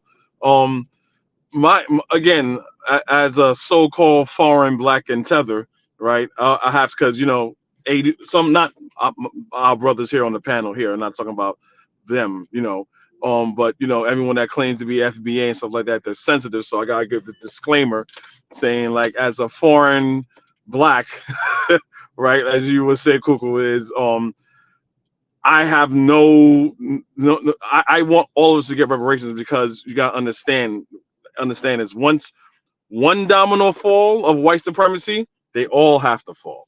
So if us in the Caribbean get something from CARICOM, then they're gonna be it's the same people. They're gonna look at the United States like, your turn, vice versa. My whole thing is, whether you're talking about CARICOM, HR 40, or whatever, our thing is, yes, like you said, they know what we did. What is gonna make them do that? What incentive besides being morally upstanding and righting the wrongs of the past and all that other kumbaya feel good bullshit? What's gonna make them do that? Nothing. I don't think they're gonna give us that at all, because once you understand, like, people don't understand. They understand, oh, the institution of slavery was horrible. We planted the seeds to make this country is what it is. Yes. So on the flip side, if you know that middle class to poor Europeans made America the empire that it is today, and you want a good fraction next to half, that's not going to happen. And I always say this. If any of you know New Jack City, pretty much what you want to do. Remember when Nino Brown, when New Jack City was like, I'm taking over this building right now, and had the super butt ass naked with a gun to his head? That's what we want them to do. They're not going to do that. They're not going to. If you understand that they were poor peasants and had nothing to their name except for what they stole, you're pretty much telling them to go back in the caves of Europe and be destitute. But no, not even that. It's even worse. What you want to say is like, we want to have things the way it is. Look over our poor to middle class whites and uplift all blacks from poor to wealthy, and lift them to a economic status that would disenfranchise other white people. They're not going to do that. Like seriously, they're not going to do that. Why would they do that? If they're going to do that, I have never heard anyone had a conversation about how they're going to let them do it besides marching and pleading and, like HR 40 do an insult. Well, we're going to study what happened in slavery, which is an insult. We know what happened in slavery. It's history, right? You didn't have to study what happened in Hiroshima, Nagasaki, and Japanese internment camps. You didn't have to do that. You had to study for what happened for the Asian hate bill. You didn't have to do that. But some of it happened for 400 odd years. You have to study. It's ridiculous. They don't want to do it, right? So that's a conversation that I never seen like evolves as far as like how we're gonna get it realistically. And as far as black people, so-called foreign blacks speaking on and stuff like that, and it being a finesse, it is kind of like a finesse thing, right? I mean, to me, it's like the whole Tariq Nasheed thing and the Yvette Carnell thing. And I talk to these ADOS people and these FBA people, and when you have just a rudimentary, fundamental conversation about them, as like, okay, what is an FBA? What is that? It's always tied up in what the Africans said, what the Caribbean said. It's like their whole ideology is based upon hating other people. Well, we have to do reparations because we got these fake black people coming in and trying to get our reparations claim, which makes no sense because I'm not from here, whatever. But that's a different topic. And I asked them, why do you have to define you getting something that belongs to you by disparaging other black people? It doesn't make any sense. And they do this false equivalency as far as like, well, I heard a Jamaican and the Nigerian says we don't owe reparations. Okay, they're assholes. Why you giving them oxygen? It doesn't make any sense. You shouldn't give them oxygen. They can't get it. But then they exacerbate that to say, well, all of you are like that. In CARICOM, it's something that no one in CARICOM, on the board of CARICOM, is saying, well, these bloody Yankees over there is pa pa pa pa pa pa pa pa pa. Like, no, we don't have to define our claim by disparaging other people. So in this day and age, again, I am for reparations for black people globally, but because it's the same oppressor, my thing is, how are you going to make them pay?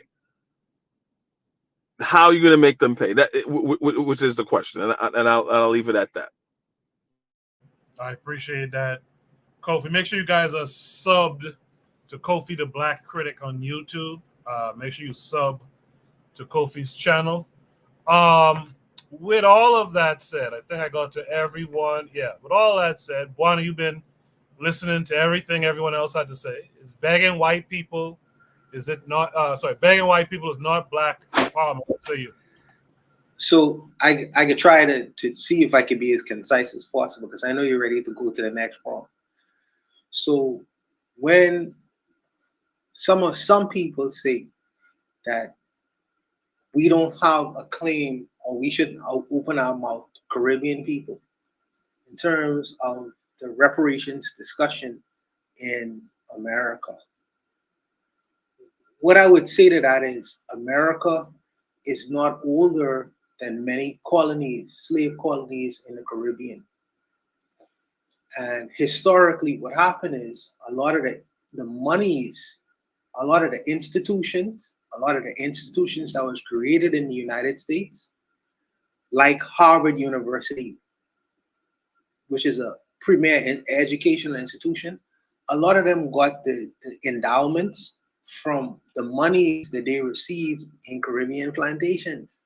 Harvard University, their first endowment, how they got the build up monies was often not on the backs of American slavery, but on the backs of Antiguan slavery. There is a book, seminal work by the Prime Minister of Trinidad and Tobago, old Prime Minister. His name is Eric Williams. He wrote a book. He wrote a book called Capitalism and Slavery, and in that book, he draw a lot of historical references of how a lot of the institutions, not only in the Caribbean but in the Americas themselves, where they got the funding to get the monies to build these institutions. I understand when some of my brothers talk about the old is from the federal government of the United States. But within the United States itself, there are many different institutions. There's an educational institution. There's a financial institution. A lot of the banks, in particular, there's a bank right now called Bank One. Bank One wasn't always Bank One, or I can't remember the name now, the bank itself.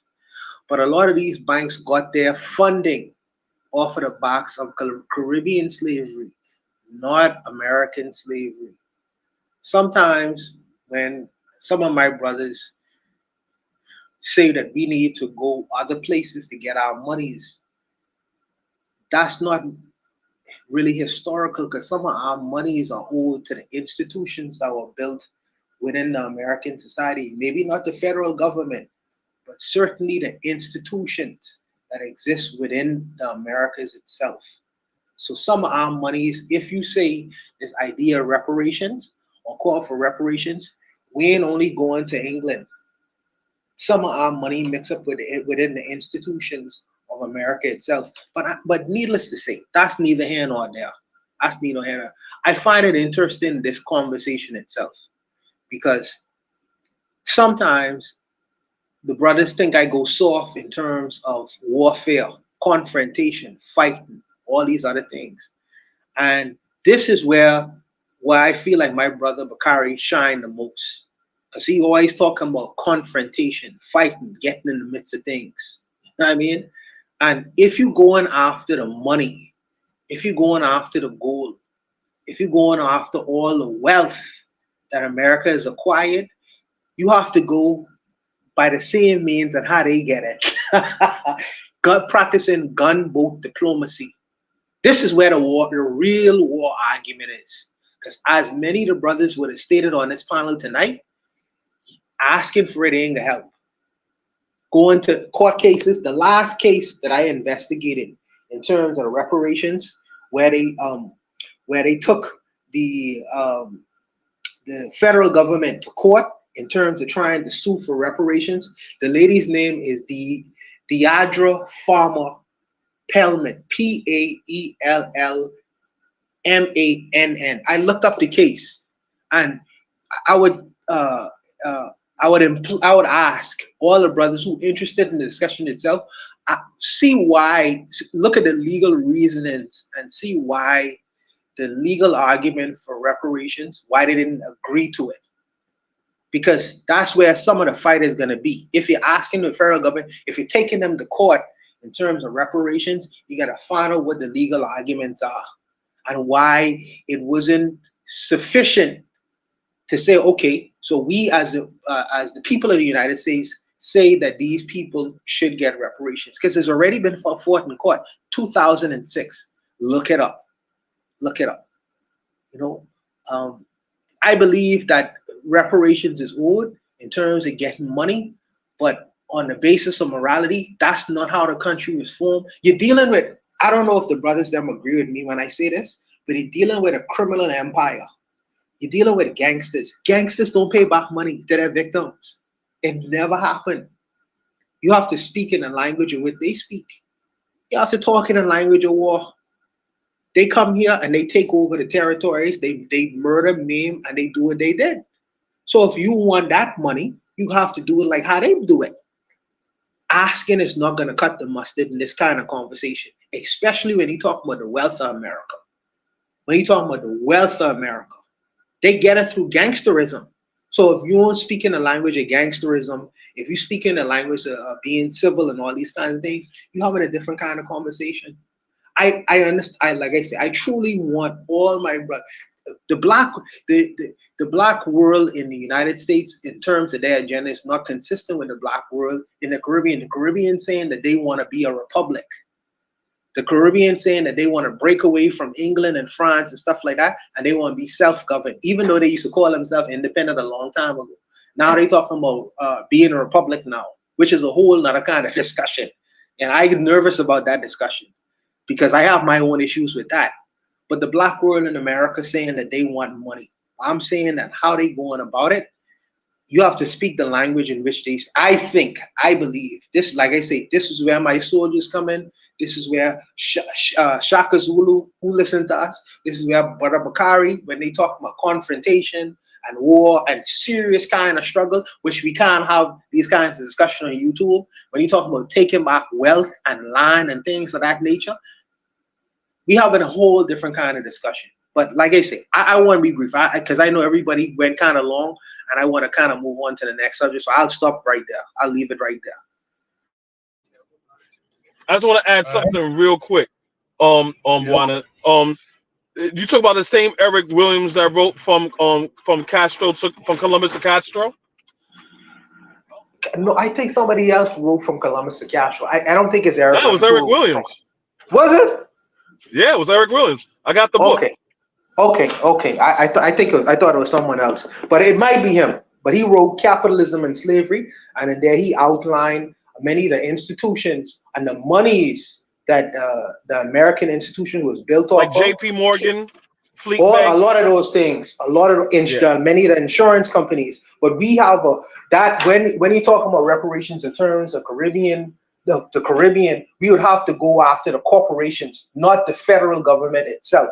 The black Americans could go after the federal government, but in terms of the private corporations and many of the institutions like Harvard University, we would have to go after them like that. So it's a different kind of scenario. But I want my money back from the Americans too. Not only the English, but I want it back from the Americans as well. But I'll leave it. I want to be brief, man.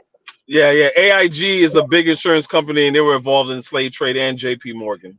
But I'll leave it alone. I want to say something real quick. She's talking about I think somebody mentioned this earlier about how the survivors of the Tulsa race massacre in 1921. Now, this was only within the last not even a month ago, the Oklahoma Supreme Court dismissed the lawsuit of the last Tulsa race massacre survivors. These are black people who, we're talking about well over 100 years old. One of them's 102. They sued trying to get justice because a bunch of white people went on a rampage. And this was something that was totally illegal, murdering people. But then it says that the destruction of the Greenwood District, although legitimate, did not fall within the scope of the state's public nuisance statute. So what's she talking about here? It just kind of goes back to what everyone was saying. You're not going to get reparations without coming from a position of strength, a position of power. You're not going to get reparations any other way. I appreciate all of your input here. Real good discussion. We lost some viewers during that discussion, but we have to have these real conversations. It's not that anyone wants to stop anyone from getting their reparations, but just using a sober head, looking at history, you're gonna have to get power to really wrestle that from them. Let's go to Shooter Breeze topic number 4 tonight. Shooter Breeze topic number 4 says, why is a grown black man kissing the hand of the president at the Juneteenth event, Brother Bakari. So Bakari, I think, he stepped off of the panel. Hopefully he's listening and will come back on to help discuss this. But in the meantime, this prompt has an attachment that's taken us to YouTube, to a viral moment where Biden appears frozen during White House concert. So we're going to watch this 4.5-minute video, and then we'll discuss it. Do it like you could, though. Come on. You gotta do it like you could do. You like that? Rock with me. Rock with me. Everything's working for my good. What does he do? He saves the day. He will come down. He won't let us not what superheroes do. No greater love makes my heart beat. All I want is to make you cry. I don't wanna love nobody but you. I don't wanna love nobody but you. I don't wanna love nobody but you. I see you. I don't wanna love nobody but you. I don't wanna love nobody but you. I don't wanna love nobody but you. Everybody, do this with me, do this with me.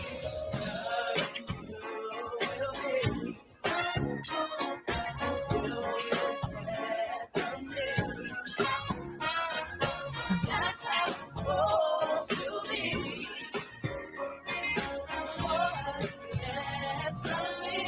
One more time, come on. I don't wanna love nobody but you.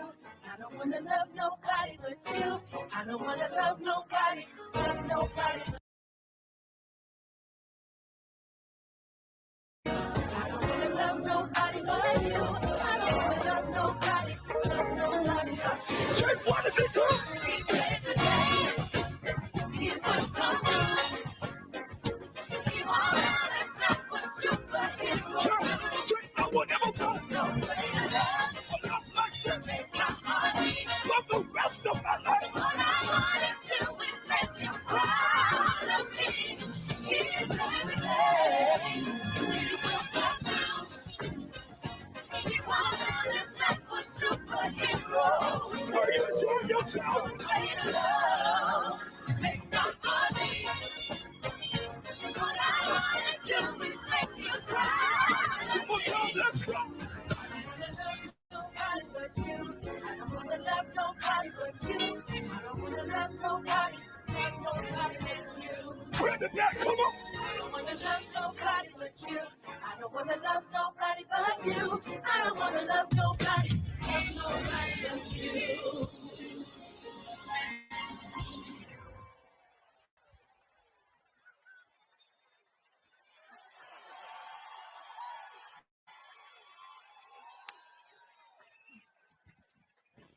Can I please do one more? First of all, are your feet hurting? Nobody told you to wear them cute shoes anyway. Let's go.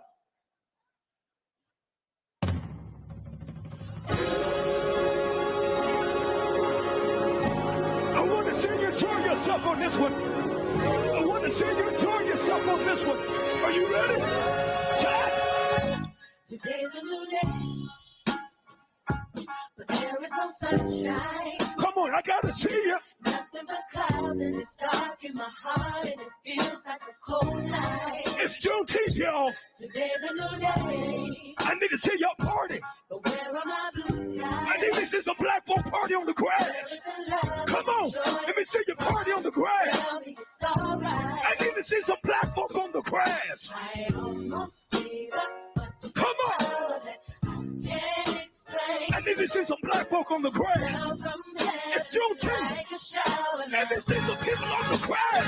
I want to see. I smile. Even though I hurt, see, I smile. I know God is working, so I smile. Even though I've been here for a while. Come on, y'all. I smile. Show my people that smile. Come on and party. It's so hard to look up when you've been down. I need to see my people. Sure would hate to see you give up now. I need to see my people. You look so much better when you smile. So smile. Come on. Where my people at?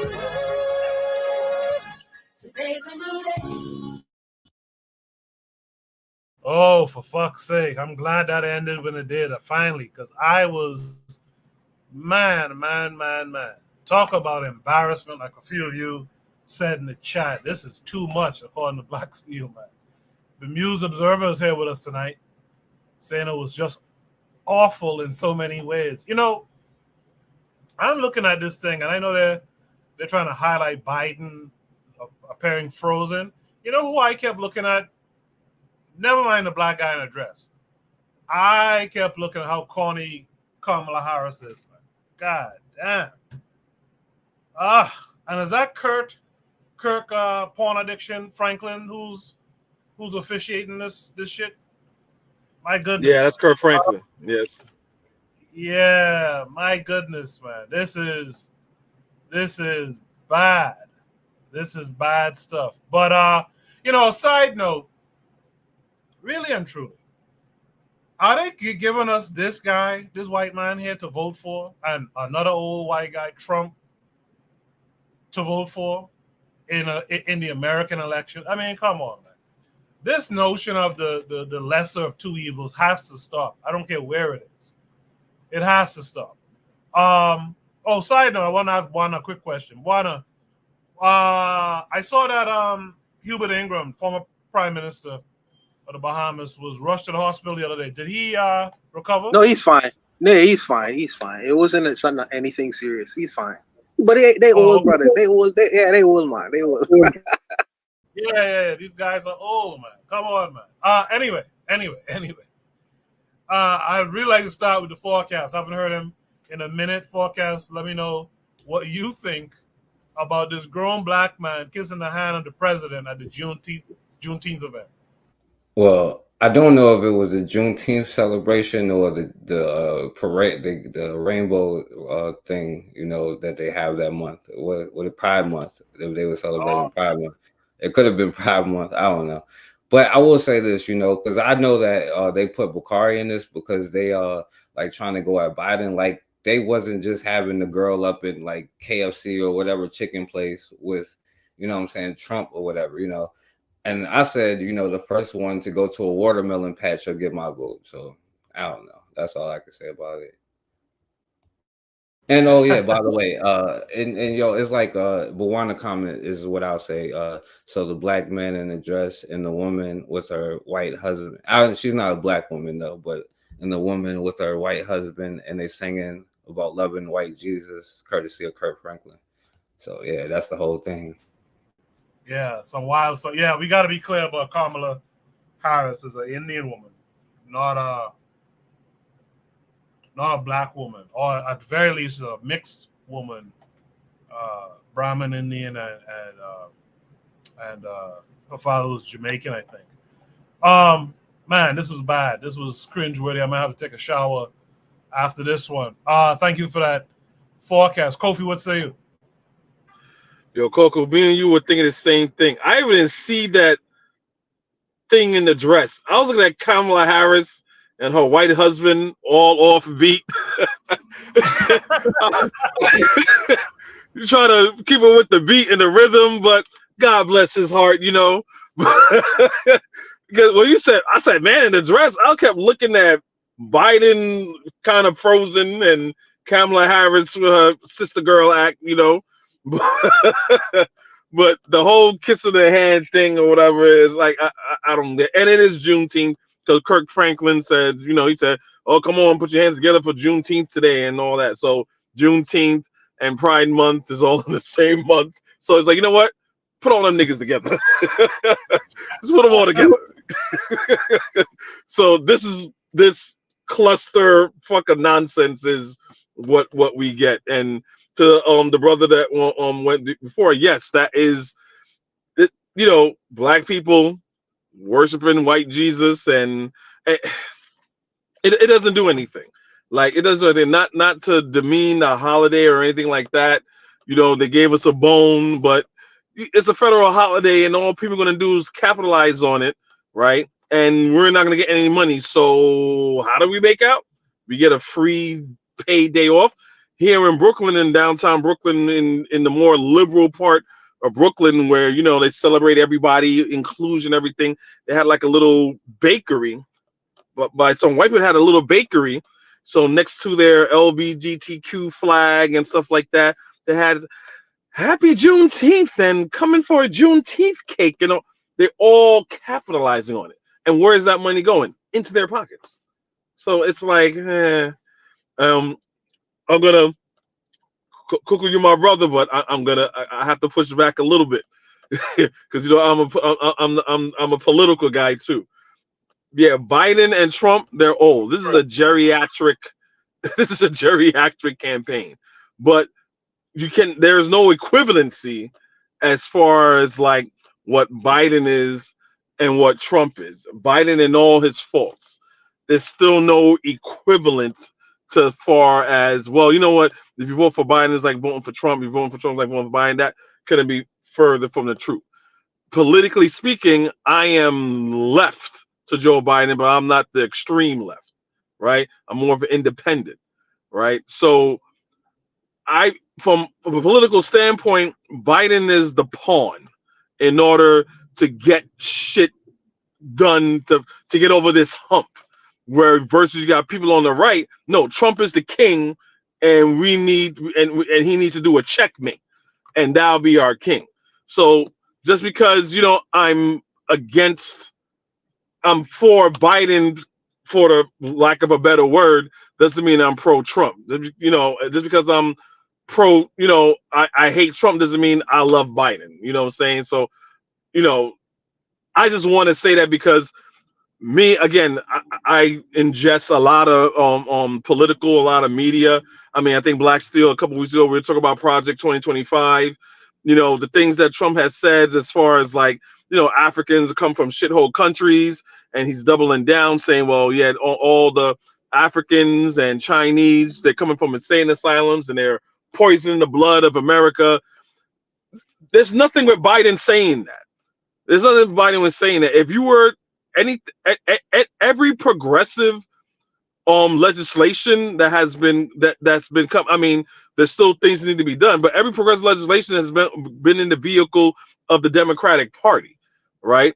And you can hold their feet to the fire. You can't hold Trump's feet to the fires and saying, well, hey, look, we want certain things. With him, it's not going to happen because his base is not going to go for it. The thing about the Democratic Party, they include everybody. Say certain people that don't need to be included, in my humble opinion, but they know it's about numbers, and we need to include everybody and cater everybody. You need to cater to Black people more than most people, but that's another conversation. You can't do that with the Republican Party. They're gonna be like, nah, nigga, you need to fall in line. Be like a Byron Donald, shake your head, nod your head. You know what I'm saying? Be like a Dinesh D'Souza, a Vivek Ramaswamy, another Indian, Nikki Haley, say this, America was never a racist country. As a no disrespect to my Indian friends, so you gotta be a good coolie boy and fall in line, right? If you're Black, you gotta be a good nigga and fall in line. So I just wanted to say that. Yeah, I'm like you actually, Cole. I'm an independent person. It's just irking to see, and again, I'm not saying that Biden is as bad or one is worse than the other. I don't care for none of them personally. I think. But then again, this is not Black folks' country per se. I know a lot of people don't want to hear that. So this is what they do. They put these two old assholes out there for you to vote for and to scrapple, which is kind of crazy to me. Jose in the chat said, this is scary. They're fucking with our self-image worldwide. This is the American dream they be selling to us. Coco, just one. I'll be short because I have a question. I want to follow up with Kofi. So I'm watching this Kofi, and this young people. So I'm saying, is this what they trying to do to the Black man in America? Come on, bro. Even in Tim Scott most coonish moments, bro. I have never seen him. Maybe he's done it before, but I've never seen him kiss the hands of a geriatric man. First of all, Joe Biden doesn't even know where he is. He thinks that he's at a gay rally parade, and he look at his face. He's like, look at these crazy ass N-words. But needless to say, could you please explain to me what the Democratic Party is trying to do to the Black man, brother? What are they trying to do to him? Number one, Joe Biden probably doesn't know where he is, but guess what? Neither does Trump, right? Trump doesn't even know how to finish his sentences. Trump confuses Nikki Haley. He confuses Joe Biden. He confuses Joe Biden for Obama. You know, Nancy Pelosi for Nikki. So they're both geriatrics. I don't want to get in this contest. You know what I'm saying? And because the media is feeding a lot of things. Look, Joe Biden is old, and Trump is this virile person that got all his shit together, and that couldn't be further from the truth. The question you're asking is a loaded question, and the reason why I'm saying it's a loaded question because then I'm gonna have to ask you a question. And I don't like answering a question with a question. What policy does the Democratic has that's pushing that? That's a Republican talking point. So when people say LGBTQ and like, all right, okay, fine, get it. What policy is the Democratic Party pushing that you're speaking of? Because I don't know.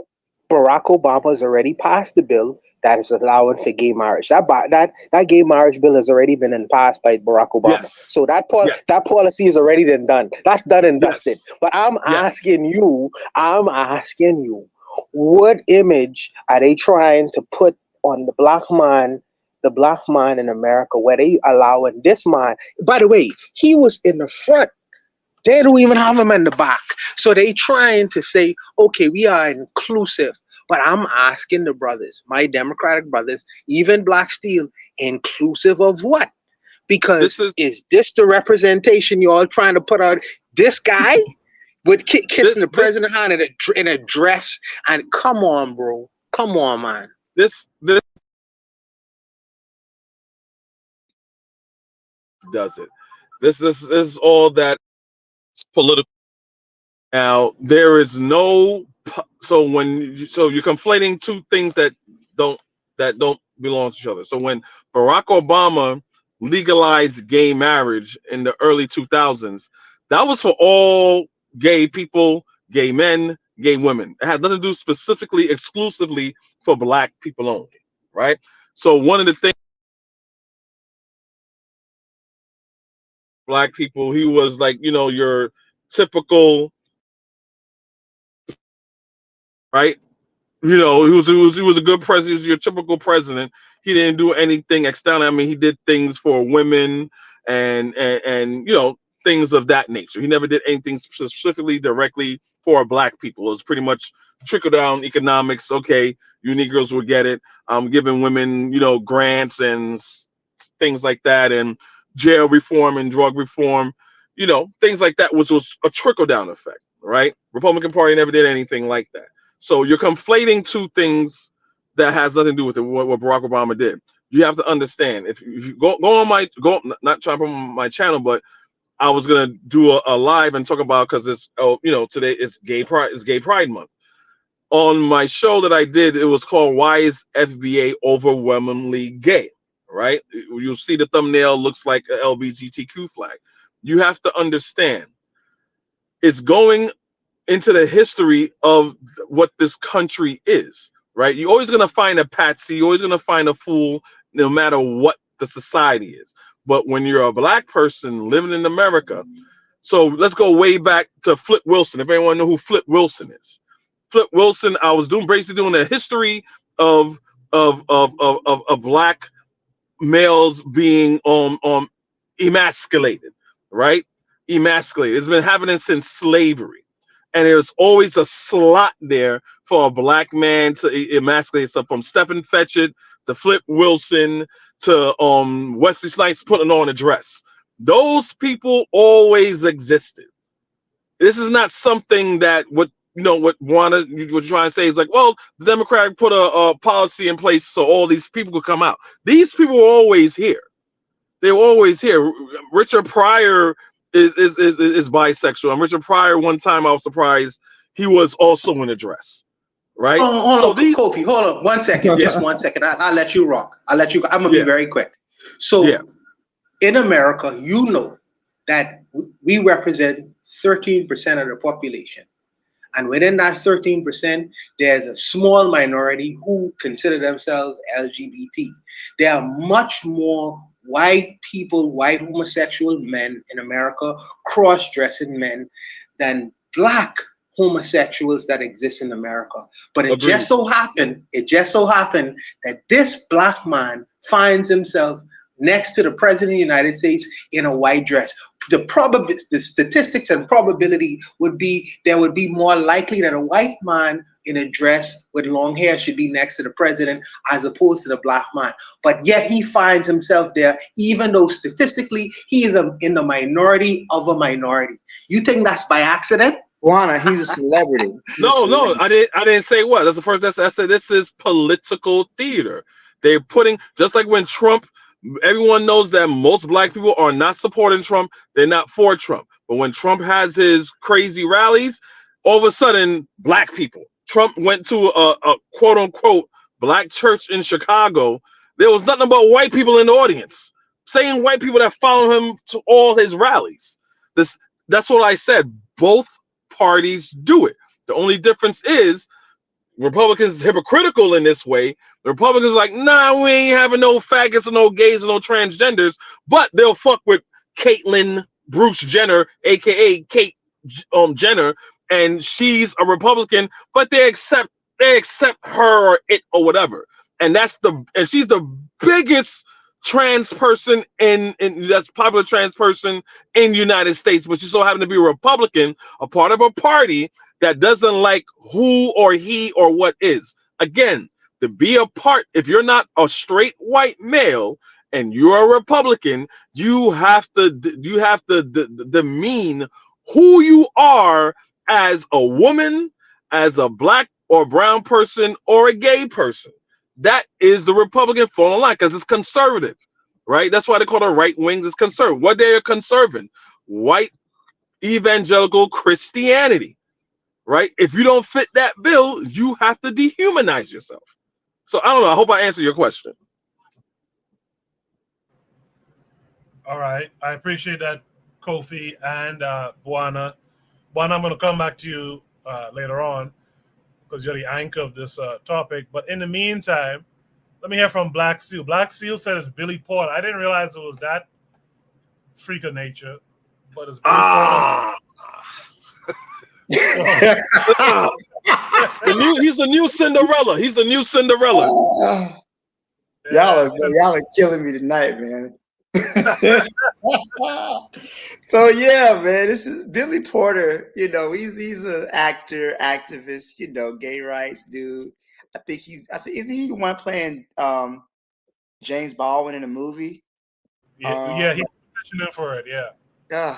James Baldwin, man, deserves so much better. Yeah, he does. You don't deserve this. You don't deserve Billy Porter. James Baldwin was a fighter, was an activist. He put his blackness before his homosexuality. Right. And that's what these LGBT people don't realize. My cousin is gay.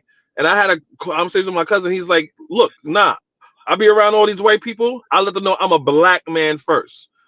You cannot beat me over my sexuality. And that's our problem as a people. Yeah, so Billy Porter, first of all, Biden's cognitive decline has been well documented. And like Kofi would say, it's not just Biden, it's Trump too. I mean, at this point, you know, these two individuals running for president, I don't see what. Here's the thing: a lot of Americans don't vote, believe it or not. Most Americans probably are going to opt out of this election, a large percentage of them. So it's really going to be down to some of the diehards who love Trump. And Trump had a lot of fanatical supporters, and you're going to have some people vote for Biden. If I decide to vote, I'm definitely probably going to vote third party. I can't support another Biden presidency, and I can't support Trump either. Just this kissing the hand of the president is just, I don't know, man. He kind of reminds me of another gay black activist, Baynard Rustin. You know, not a fan of Rustin. He was with Dr. King. He was a Zionist. He supported Israel, just like Billy Porter, dumbass, out here signing bombs to drop on children in Gaza. Fuck him. Something James Baldwin would never support. It's he's just at this time he's just the colonized person. He's just the token black person. He's sitting there flamboyant, he's just flaming. And I personally have a problem with gay people. I know some of y'all do. I don't have a problem with gay people. But this type of performative display is just buffoonery. It's a complete embarrassment. I'll leave it there. I appreciate that, Black Steel. With that, let's have from a real black gentleman who said it couldn't be me. What say you, black gentleman? Oh man, it's nasty. This makes me not want to have anything to do with this. I don't trust Juneteenth. It got daddy energy, yo. It got daddy energy, and I can't really do it. Like it's like you know what I'm saying. It's just like any other of these holidays. At this point, that's some hellacious shit to do. You know what I'm saying? All that stunting and extra and signifying, and you know what I'm saying? That's some like you that's some like kissing the Pope ring. That's some European inherently. You know what I'm saying? Black people don't kiss on black people's hands and royalty. Tell me I'm wrong. You know what I'm saying? Just from the gut. Like that's not an African greeting. You know what I'm saying? Like, you know what I'm saying? Like,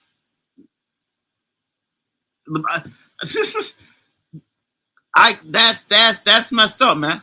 You know what I'm saying? This is, you know what I'm saying? I ain't gonna dwell. You know what I'm saying?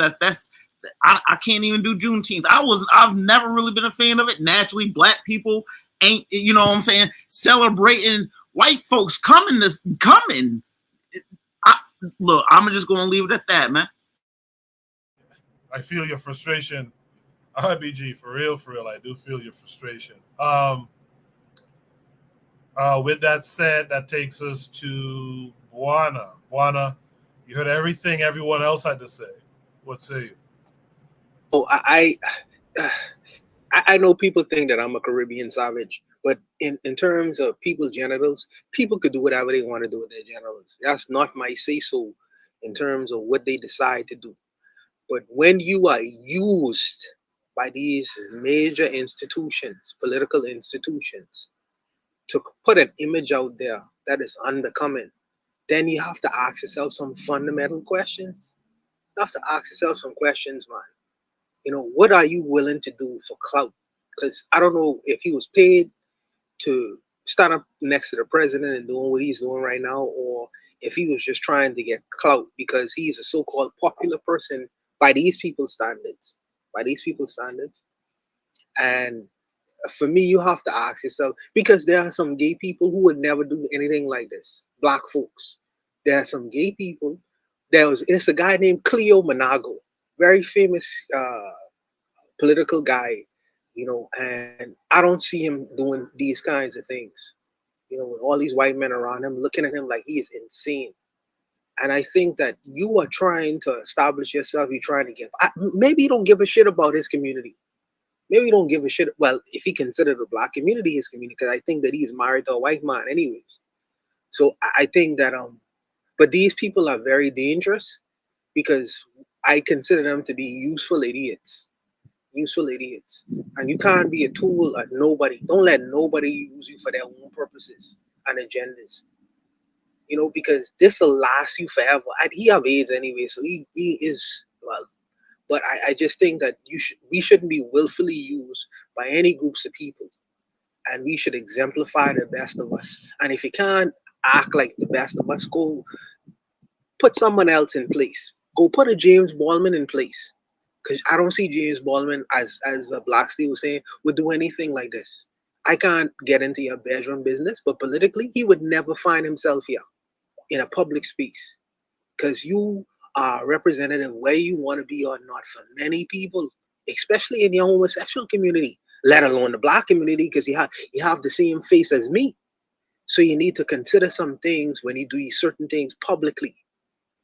You know, boy, I tell you, I really wish that we could enforce some of the ideas that we have on, different from the dominant society. I really wish sometimes, because he need to be, some of these people, when they commit certain actions, need to be held accountable for the things that they do, because these things have a rippling effect not only on the person themselves but in the greater community at large. You have this man is a Democrat. I saying to myself, what these people trying to do to the black man? You have him in a dress, you have him with long hair on. What you trying to do to the black man? You have him kissing the man on. What kind of nonsense this is? And this going out all over the world, bro. All over the world. People who own that. This is going out all over the world. I would rather someone like Brother Bakari, Glen Island, Mississippi, let him be the spokesman. Well, they would never let that happen, but someone who could start up as a real representative, because if this is what is a representation of the 2024 black man in America, this particular kind of line, I don't want to be a part of that. Because you telling me the direction you're trying to push myself and my family, and this is genocide on tape. Because no man like this can last. No man like this can last. He is done. And now you have the black woman. I know you all don't consider him to be a black woman, but you have the black woman standing comfortably whining next to the white man. Where is her counterpart? This is very odd. This is very odd. As the vice president, powerful woman, standing next to her, two white men next to her, and the black man like a little pet, like a little pet. I have a problem with that image. My Democratic brothers can say I beaten up on the Democrats. Tim Scott ain't no better, because he is just as bad. He is just as horrible, because the shit he been doing is horrible.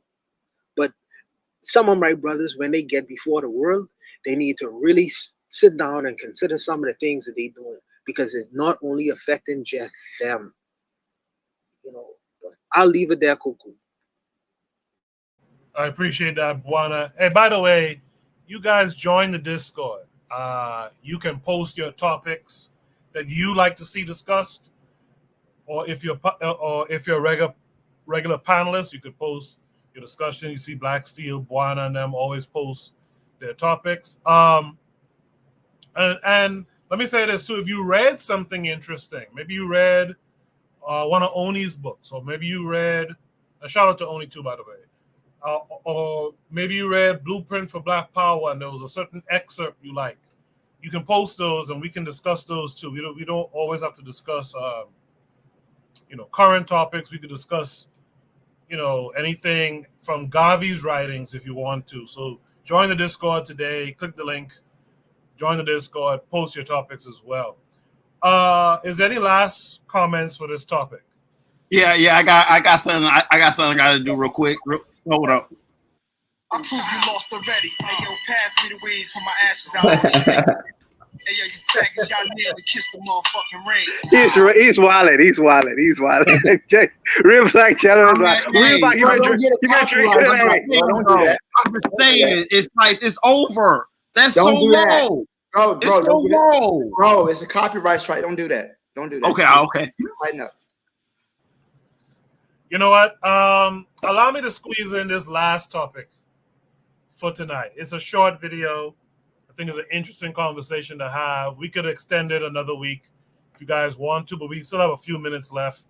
Should be solving number 5 says, is this guy lying or is the other guy lying? That's an interesting prompt. So this guy would be KRS-One. Let's watch this 1-minute video and then we'll discuss it. Today, people want to downplay the Latino role in hip hop.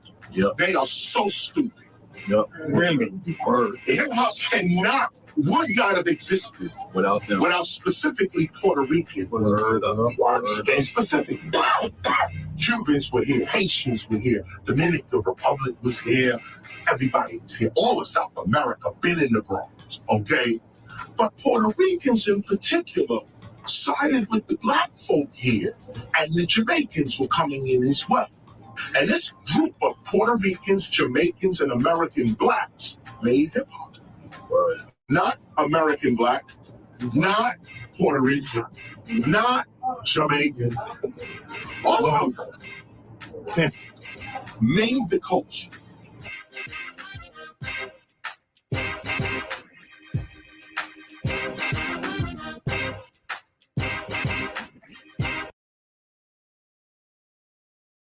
I'm getting the impression that the last bit of that is just music and blackness. So that's KRS-One, legendary KRS-One.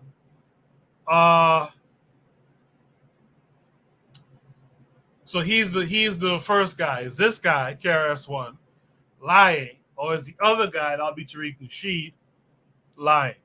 So this is an interesting topic. A lot has come of this. Who is the creator, the originators of hip hop in America? To me, it frankly doesn't matter. It never really did matter. Since I was back home living, I heard them talking about Jamaicans influence hip hop, and I thought it made sense from the standpoint of a lot of reggae music was influenced by like New Orleans music. So there was always this cross-pollination of ideas that created new art forms and stuff. So it never really mattered to me. And furthermore, who owns hip-hop? Who is the biggest beneficiaries of hip-hop? Again, furthermore, who's being destroyed by hip-hop mostly? To me, those are more important questions. In the chat, Trigabi262 says, correct me if I'm wrong, but wouldn't those Puerto Ricans have been black predominantly anyway? So that's another interesting point he brings up, Trigabi does. Maybe you didn't know that certain black folks who were involved were actually from Puerto Rico. It's all possible. But again, I think about impact today, not just impact today, but impact since the 90s. Who's winning, who's losing when it comes to this art form. But that's just me. I'd like to hear from the rest of my panelists. I'll start with Real Black Gentleman, who in the chat just said KRS is a suspected offender. I'm just saying. It don't lend credibility to the engagement. So RBG, I'll give you the opportunity to expand on that thought. Go ahead. Yeah, dude, KRS-One, he made a song about 13, talking about something at 13, yo. KRS has been put on the spot. Look, when you know, and so I'm just saying, I don't think it's going to work the way people think it's going to work. I mean, again, I think there's a lot of credibility to the fact that black nationals in America did have a lot of the significant. I mean, people, are trying to get it down to the minutia. And although, I mean, for real, I mean, a lot of people's basically saying that a lot of this really was black, and the people who are not authentic black people in this country, you know what I'm saying? It's just not as strong as what people want to say. I mean, creation is not participation. I mean, there's something to be said about that. A lot of the moves, I've seen moves of black people, kind of like doing like spins with their head and off, kind of like sliding on the ground with their shoulders. There was some footage back in the 1800s. I saw this dude kind of doing a move where he kind of like break danced a little bit on his head and shoulders. I'm telling you what I've seen. I think it was called the Pickaninny Dance in 1894. You know what I'm saying? You know what I'm saying? That's my source. Man, I know that people, they see stuff, and I know that people are in rooms and they put in, but I mean, I don't think that it was really, people are trying to say that things happen before they happen. I don't know. I'm really starting to see that a lot of these elements and a lot of this stuff really what is in-house, in source from people of the soil. And I mean, that's not to give anybody any less, I'm not trying to take down anyone. I'm just trying to big up, and reinforce, what, when we go back in time and in more than one eyes, you have multiple people looking at stuff. A lot of these, originators really are black. I'm just going to have to say that. That's what I'm saying. And I mean, I don't know about old face here. Like, you got to look into that. That song about 13. I'm just saying, yo. I'm gonna pass the mic. I appreciate that, RBG. Let me hear from Black Steel on this one. So, I believe he's correct, right? I believe that hip hop music, hip hop culture, is really, you know, a combination of different musical genres, different influences throughout the diaspora. So, I guess he's speaking. I guess as far as what is the other guy lying, he's referring to what Tariq Nasheed's comment that hip hop was created by a foundation of Black Americans and foundation of Black Americans only, and no other group of people had any type of influence on it. We gotta stop listening to this fucking guy, right? Tariq Nasheed is a sellout and a traitor to his race, right? There's nothing that he won't sell out for money. He's a whore for money. He what?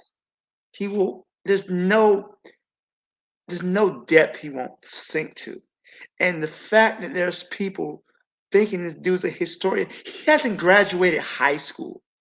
This motherfucker don't even have a high school diploma. All of a sudden, he's a historian. You can't smell COINTELPRO. You can't smell CIA. This fucking guy. What are we doing right now? What are we talking about right now? What? So yeah, I've always, I think DJ Kool Herc was Jamaican, I think also, but also too a lot of musical elements are influenced, through music throughout the diaspora, right? Someone talked about how a lot of the early reggae singers would listen to artists That's a fact. That's a fact. on the radio from American artists. That is an absolute fact. So my thing is, this need to gatekeep is really divisive. And as somebody who's like into comics and science fiction and things like that, when you gatekeep, all you do is you keep people away from your stuff. And you know what? Sometimes that's okay, but at other times, foundational Black Americans did this, and none of y'all contributed. It's an obvious lie. But then the question is, why are you lying?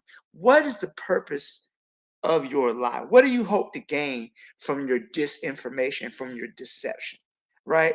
What is it that you, how do you benefit from this? And I would say Tariq benefits from this because, first of all, he's getting paid, right? They're sliding some money. They probably got a big bag of money with a dollar sign on it. They're slapping, they're giving to him. I'm pretty sure his handlers are paying him well. But even more so, it creates disunity, it creates disruption where there's no need to be. I don't really care if um, other people contributed to the creation of hip hop. Okay, who controls hip hop? It's the damn small hats. You got these white people controlling hip hop now, right? I never heard this pushback when you have fucking Eminem rapping. No one's stopping Eminem or any of those other white rappers. But you want to talk about another black person? You want to talk about a Jamaican or a black Puerto Rican? Have you lost your mind? All of this is done as a way to keep black people at each other's throats. I've said this before. I can't speak for every black American. Black people from other countries, they're my brothers and my sisters, my cousins, and my aunts and my uncles and my nephews. Okay, but for an accident of history, the slave ship that carried my ancestors here could have stopped off in Kingston. It could have stopped off in Nassau. It could have stopped off in Bermuda. It could have stopped off somewhere in Central or South America. The only thing that separates us is a boat stop. That's simply it. That we could have all come from the same village. We could have all fought alongside each other against these crackers. We don't know. All right. But the issue, the things that unite us are more. We have more things that unite us than more things that divide us. But you got people like Tariq Nasheed trying to stoke up division. This FBA, this ADOS bullshit.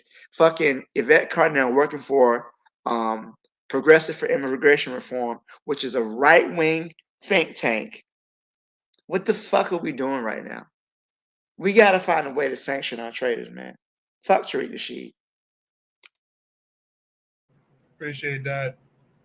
Black Steel. I'm gonna. Well, first let me read this. Trigger Happy 262 says hip hop will always be Pan African in style because the elements of hip hop is in the music of many black people music anyways. And lastly, he said gatekeeping from other black people will never work. But I want to mix it up a little bit. I'm going to ask Buana to speak next. Buana, what are your thoughts on this? My sentiments is very similar to Black Steel. He couldn't say it better himself. But what I would, when people have these kinds of conversations, I would love to know who is the musician in the room speaking. Do you? Because if you're a musician, you tend to have an ear for music, so you would understand the conversation on a whole different kind of level. That's the first question I would ask. The next question I would ask is, have you ever been to the Bronx before? Ever? Because they say hip hop started in the Bronx. So have you ever been to the Bronx before? Spend any amount of time in the Bronx before. See the landscape of the Bronx. You would know that if anything is happening in the Bronx, it's unavoidable that Spanish people gonna be included in that joint. And that's almost unavoidable, especially if it's something big and huge. They're gonna be in, but like Black Steel was saying, that the government pays very well. That's obvious. The government funds your campaigns on these internet sites and things of that nature. Because I can't go a day, if I'm looking up something for myself, without seeing some reference to Tariq Nasheed. Now I don't put in the dial thing Tariq Nasheed in any way, but he always happened to show up his face for some particular reason. Even if I'm looking up different Pan African sites, usually the algorithm going put some detail about him speaking on something, him debating. So I'm like, why is that? Why is that? Why does his name and face keep popping up? I'm like, man, these guys are they're already long paid for a bot farm for Tariq Nasheed to consistently be in the faces of black people because they are pushing him. They're pushing him. They're pushing Yvette Carnell. They're pushing all these people because they want to benefit off of the chaos. It benefits certain people in power and place to ensure that we are separated and divided and at odds with one another and at each other's throats. Who does that benefit the most? No one asks that question. And I understand we live in an age of feel good history and feel good information, despite the fact that it might not be truthful. Truth was the first thing that went out of the window. People just want to feel good, even if it's built on a house of lies. They just want to feel good. So, despite the fact that you could give them evidence on top of evidence and show them and all that, there's this thing a brother said to me before. It's called calcified ignorance. They hold to their lies hard and fast because they want to feel good. And the people behind Tariq Nasheed pushing him, they want to benefit from the chaos. The unification of black people around the world is no bueno for them. And this medium brings us together, or it could completely rip us apart. And just look at the tropes that some of these anti-African sites like FBA uses. Hairline, you check in the hairline, you are making fun of African accent in English. All these are white supremacist tropes that these people are using, to create division among us. And it's so insidious. And what breaks my heart is some black people see people like Black Steel is he represents a small minority because he is an intellectual man and he is thinking on his by himself. He don't need somebody to think for him or to be guided. He could think for himself and he sees the corn. But unfortunately, the brothers like him is in the minority because what Tariq uses, he uses humor He uses stroking the ego of people who have suffered from low self-esteem. He uses many different kinds of tactics. So it's very difficult to see through his mists and his lies. It's very difficult for some people. And that's the unfortunate thing. But I believe that we're going to eventually get it together with sites like these, even though the algorithms don't push our sites. Sites like these is giving good information. Our Pan-Africanism, or even education and information itself, has never been popular among us. It's been, let me not say popular, it's been slower than the fast people who make things look glamorous. But even though it's glamorous, it's just bare ignorance. As Black Steel was saying, this guy styles himself as a historian, but he didn't graduate from the 9th grade in high school. How is he able to give this kind of information? I mean, oh goodness, man, it's really just sad. But like I say, if people will slowly come back to their senses, but unfortunately, but right now you're dealing with the madness of crowds. And the madness of crowds, they're gonna go to whatever popular until they slowly come to the realization that these people are just pushing bullshit. I'll leave it there, Coco. Appreciate it, Buana. One thing I'll say, or two things I'll say, and you guys could follow up on it after the forecast speaks. The one criticism I'll give KRS, one of them, if you're going to, and this is kind of piggybacking on something Buana said, if you're going to say Puerto Ricans played a heavy role, name the names. That's the problem with these guys. Name the names. Who were the people? Who were those people? Name those names. The second thing I'll say is I left the forecast last because he's a historian himself. And I want to hear his take on a topic like this, being an African in America. I want to hear forecast take. And before I throw the forecast, I want to say to you guys, make sure you subscribe to the forecast, this channel. With that said, forecast, is this guy, KRS-One, lying, or is the other guy, Tariq, lying? What say you? Well, I will say this. I don't necessarily listen to exact. And by the way, Coco, I'm over here giving you a standing ovation because I agree with you, what you just said, and what you said at the beginning, and what you said on the last one. You know, and this, I don't care about like this whole necessarily. So I don't really know exactly what Tariq said. I get the general argument though. You know, now with KRS-One, you know, and like you just said, like he don't specify. Because my thing is, we sit here and wonder. And by the way, Buwana, I appreciate your energy on the last one too, yo. And that's the Buwana I want to see all the time. You know? What I say? You know, he's going in on Joe Biden. That's it. But anyway, yo, was like my thing is we sit here and wonder why we don't have control of hip hop when there's always a Negro talking about, oh, why always caping for somebody. What about the black and brown? You know, what about what the brown people did? What about this?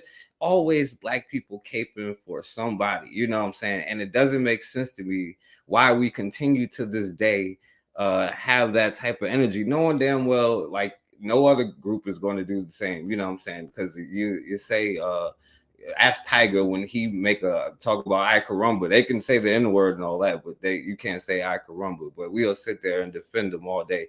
But even with the conversation of hip hop, I was on this thing with Black Megas and his elder brother who know way more about music, just the history of music, you know, how, because that's what they leave out the whole conversation. People act like hip hop is just made in the vacuum. One day, oh, it was just hip hop. Like the music evolves and it grows, like how it went from like gospel to R&B to like more up tempo to different things. And yeah, everybody is inspired by like everybody else. Like you have people listening to like American stuff here and American stuff there, but people leave that whole conversation out. And they also leave out the whole part of when hip hop wasn't cool and people wasn't up on it, when they was like, yo, you're thugs and you know what I'm saying, people get locked up and they would throw it on black people in America, because I like how you pointed that out too, because I don't say no African American, Black American, because we ain't no American nonetheless, you know what I'm saying? So it doesn't really matter.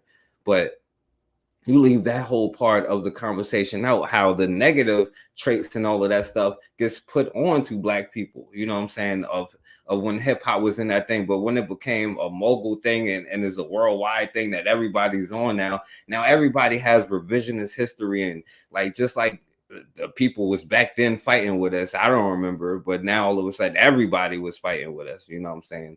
And it's only because we sit there and cape for everybody else all the time, you know what I'm saying?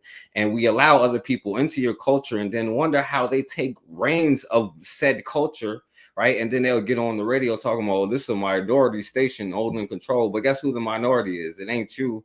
You know what I'm saying? And those is the ones not only pushing the artists, you know, because there is a lot of good hip hop, but I don't listen to the radio in like the last like 7-8 years, really since like the lean with it, rock with it phase, you know what I'm saying? I stopped listening to it, you know, but that's a reason why they put that kind of stuff on there instead of like the real hip hop, because it's not even just like who is like is a part of controlling the business, you know what I'm saying? Like I remember back when like everybody was hyping Master P up because he was owning and controlling and changing the game when he was controlling his own master, and people got wind of how to use the masters, you know what I'm saying? Or even with Michael Jackson and how he started learning how to use the masters, you know, they leave that whole part of the thing out to like, oh, well, who made hip hop? You know what I'm saying? But that's like not even a coherent, because it didn't just like, oh, this was it. I understand they were like, yo, the first hip hop record, which people actually said,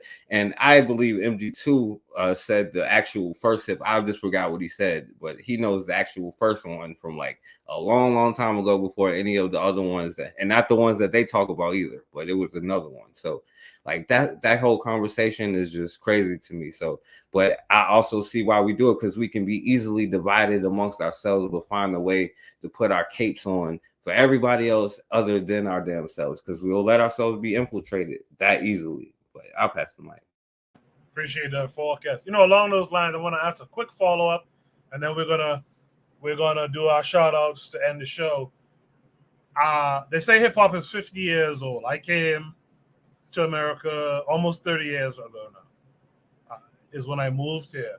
I don't remember, and I was into hip hop back then. I don't remember this argument of who created hip hop. So my question is, why did it take 50 years for folks, you know, the FBA folks, to now say, well, no, we created hip hop? Why 50 years later? I'm just curious if anyone has any thoughts on that. Anyone could speak up.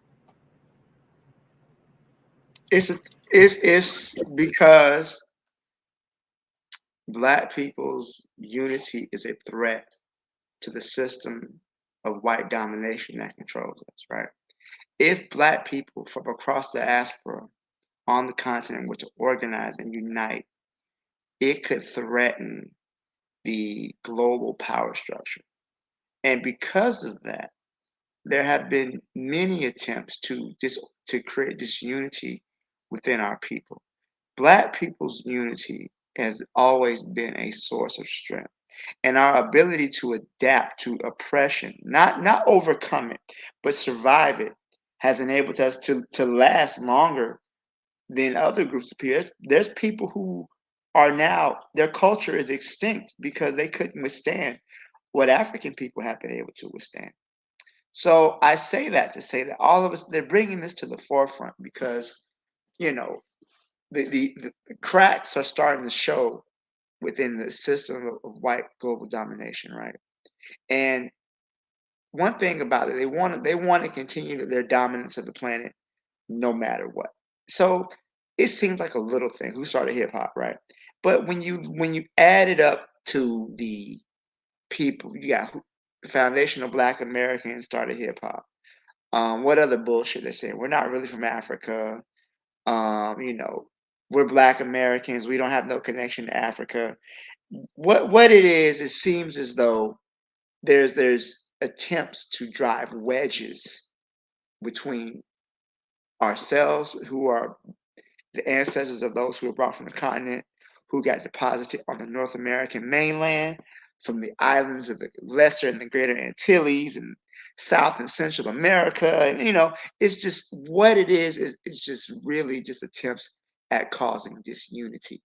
And that's why I think they're bringing it up now, because it's hip hop's 50th anniversary. 50th anniversary is kind of a big thing, you know? And then, you know, you're talking about over the 50th anniversary of this music. We're talking about the hip hop artists and the culture and the music and the dance. And now you have this divisive element that, well, you're not a part of this. We only did this ourselves. And give us our reparations. And you can't get any reparations. What reparations? Reparations you're not going to get? So that's just my thoughts on it. Can I say I agree with the part, especially like about the 50-year anniversary part, but I'll also add, you know, this isn't like necessarily a new thing, because that's always been the goal. You know, it's just like they always fed us information about Black people in Africa or somewhere else, and then they also fed them misinformation about us. I think hip hop is just the next thing, and then it'll be something else next week, you know. So I think that this is an ongoing thing, because they actually put their stuff together and they have resources to have think tanks, you know, but you know, and they think about these things, and yeah, it's to maintain global dominance, to keep you divided. You know, it's like that thing, that letter they gave in the 60s, like, oh, we must keep separate, or whenever it was, like we must keep like the Africans and Americans separated, the Black people and Americans separated. So it's an ongoing thing, I think. I want to say that it's a crazy psyop that's going on, because before all this regime nonsense, there was a time where there was cross-continental dialogue and even Caribbean dialogue. My brothers in America was traveling to the continent and exposing the black world to the fact that, hey, this is how really Africa really is. This is how it really is. Because before that, the distance was, we really didn't know. So we would rely on a lot of the propaganda and misinformation by who? That outside party, that unseen hand, who's creating these narratives and landscapes. So now, when the Africans in America was actually going to the continent and seeing certain things for themselves, and when Africans was actually going to Americas and having dialogues, and we was really trying to create narrative, that different kind of narrative, there was this unseen hand, that unseen force to say, we can't allow and permit this to happen. Must destroy this. That what's it? Ghana did with the centennial thing, the year of return, all these other things, where there was this push for us to come together globally and have a different kind of dialogue. The powers that be had to get in the middle of that and say, this is not good for our interests. Can't happen. We can't tell them, the Africans on the continent, that we have our interests in Africa, and it's our interest to disrupt you all and make sure that your continent never get itself together. And who's most likely to say that? But for the Africans who actually live in the belly of the beast. So you have to drive these kinds of wedges. They have to exist. So my thing is to always fight against them. My thing is always to try intentionally to fight against them, because I know that's the purpose. That's the purpose of the regime. That's the purpose of all these people on the internet who are trying to create these waves between us. You know, and I know sometimes some things would have said as a motive, you know, from every direction, from wherever our standpoints are. But we must not lose track of that unseen hand creating and ensuring that narrative is created to ensure that we are not necessarily unified, because they know that that is our greatest strength in the Black world. That's what I think. I'll leave it there. Cool. Go ahead, bro. All right. If there's no last thoughts there, I want to say drop your shout outs to everyone. So let's go through the panel chat. You can drop your shout outs in the chat. But one last word on that topic.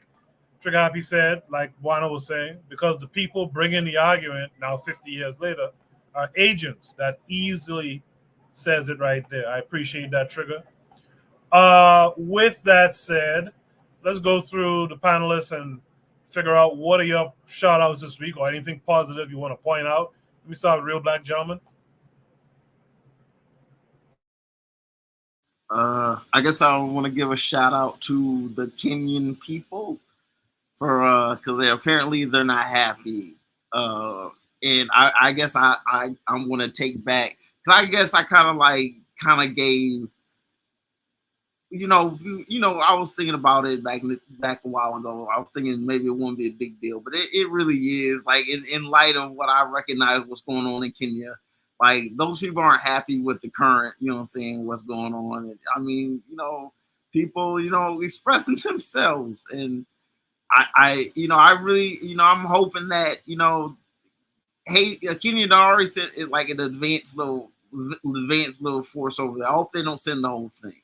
They might as well just send like a little advisors and just keep it like the 10 people and not send a whole couple hundred people over there and just like not just act like you weren't even going to do it in the first place.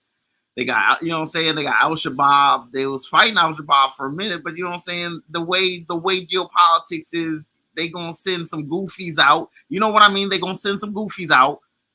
And then, but Kenya's over there having troops on the other side of the ocean. It's just like, some people, they not happy. So like, I gotta give a shout out for the Kenyan people for going out to the streets. I'm gonna pass the mic. Appreciate that, RBG. Trigger Happy 262 Plus kind of was about to say the same thing. He says shouts out to Goida and Traore, and shouts out to the Kenyan masses who are protesting Ruto. So great minds think alike. With that said, Black Steel, what would you like to shout out this week? I want to shout out, I touched on it a little bit, but I want to shout out those last two survivors of the Tulsa Race Massacre. They're 102, 100 years old. And, they wanted to see justice for what was done to their family, how those crackers attacked their community and murdered hundreds of Black people, and they just wanted justice, and they didn't get it. So shout out to them. I know they're up in age, but it just lets you know that as much as they try to deny our history, they can't. And shout out to Reggie Jackson too. So there was an interview with Reggie Jackson, talked about how his experience was as a baseball player and one of the first Black baseball players, and how horribly he was treated. And again, everybody wants to try to clean up this history, but he let it be known. I wouldn't wish that on anybody. How he was, he couldn't go in restaurants, and this was back in the 70s and the 80s, not the 60s and the 30s and the 40s, in the 70s. A lot of us are alive. Our parents were alive back then. And a lot of our elders are walking around with trauma from that period, and they're just holding it in because they couldn't express it. So shout out to them. Appreciate that, Black Steel. I used to watch Mr. October during that time that he's talking about, which is wild to me. By the way, Mr. October Reggie Jackson is Puerto Rican, by the way. I just want to point that out. So it's easy, going back to that hip-hop conversation. Back in the day, I never knew he was Puerto Rican. I just saw him as a Black guy. And lo and behold, he's a Puerto Rican guy. So it's possible that there were Puerto Ricans involved in hip-hop who just appeared Black and you never knew. You never realized. With that said, let me hear from the Forecast. Forecast, what do you want to shout out this week? All right. Shout out to Reggie Jackson. I'm not Black, I'm Puerto Rican, so shouts out to him. Shouts out to Koku, and definitely shouts out to Koku. And I would say shouts out to RBG, because listening to a lot of stuff that Black people be saying, I would say play that song again, but they're gonna get mad, bro. So shouts out to you for playing that. I appreciate that. Forecast. Buana, last but not least, what would you like to shout out this week? No, sure. I didn't know. I did see the Tulsa, Oklahoma people, and I'm glad that Black Steel reminded me of that, because that is a development in the Black American world, and the fact that they didn't get tangible justice, the universe gave them long life. They would have lived longer than all the people who would have done harm against them. So I hope that their life was fruitful and they live happy lives. They live happy life. Long life is a blessing in itself, because not all them devils who probably meant to do them harm wasn't able even to see. They 6 feet deep. So the fact that these sisters are still living, you know, is a blessing in itself. Yes, we do want them to get their tangible rewards for what they would have suffered, but long life. Hopefully they have many, many grandkids. And that in itself is a good blessing too. So shouts out to them sisters. Shout out to my niece. My niece graduated high school. Could you believe such a thing? So shout out to the next generation coming up, you know, doing the thing. You know, hopefully we hold on the fort for them and make sure that they secure themselves in this world and do very good things, you know, to help their families and themselves out in the future. But shout out to my niece. But I'll leave it there. Shout out Buwana niece. Yes, indeed. Shout out to Buana's niece. Shout out to Buana. Shout out to Real Black Gentleman. Hey, let's give a shout out to Willie Mays, yo. Oh yeah, shout out to Willie Mays who transitioned this past week. Thanks for that, RBG. Yeah, I found out he at one point in his career he batted .477. That's like a bat every other at bat. That's phenomenal. So I'm gonna give him a shout out. You know what I'm saying? Rest in the essence to Willie Mays. No, real good shout out there, RBG. I'm gonna shout out the forecast. The forecast. It's been a while since the forecast has graced us with his presence on Shoot the Breeze, and he stayed the whole time with us. Shout out to Forecast, and you guys make sure subscribe, click the bell on his channel because he's on usually like twice a week, sometimes 3. Check him out for sure. All right. Anyway, guys, that's this week's show. Oh, I'm supposed to. I told you guys this before. It is happening soon. I'm going to interview Obadeli Camben. So look out for that. I'll post it on the community tab when it's solidified. Shout out to him. Shout out to all of you, man. Much love to everyone. We'll be back next week, hopefully, most likely. You guys be good in the meantime. I'll see you next week. Peace.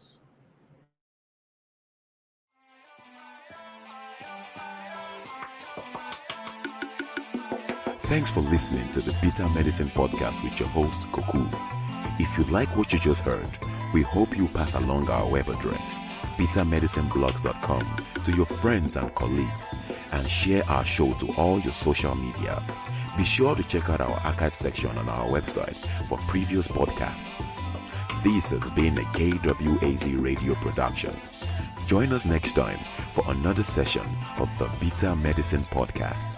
Follow us on Facebook at Bitter Medicine Show, Twitter, Bitter Meds, Tumblr, Bitter Meds, Instagram, Bitter Medicine.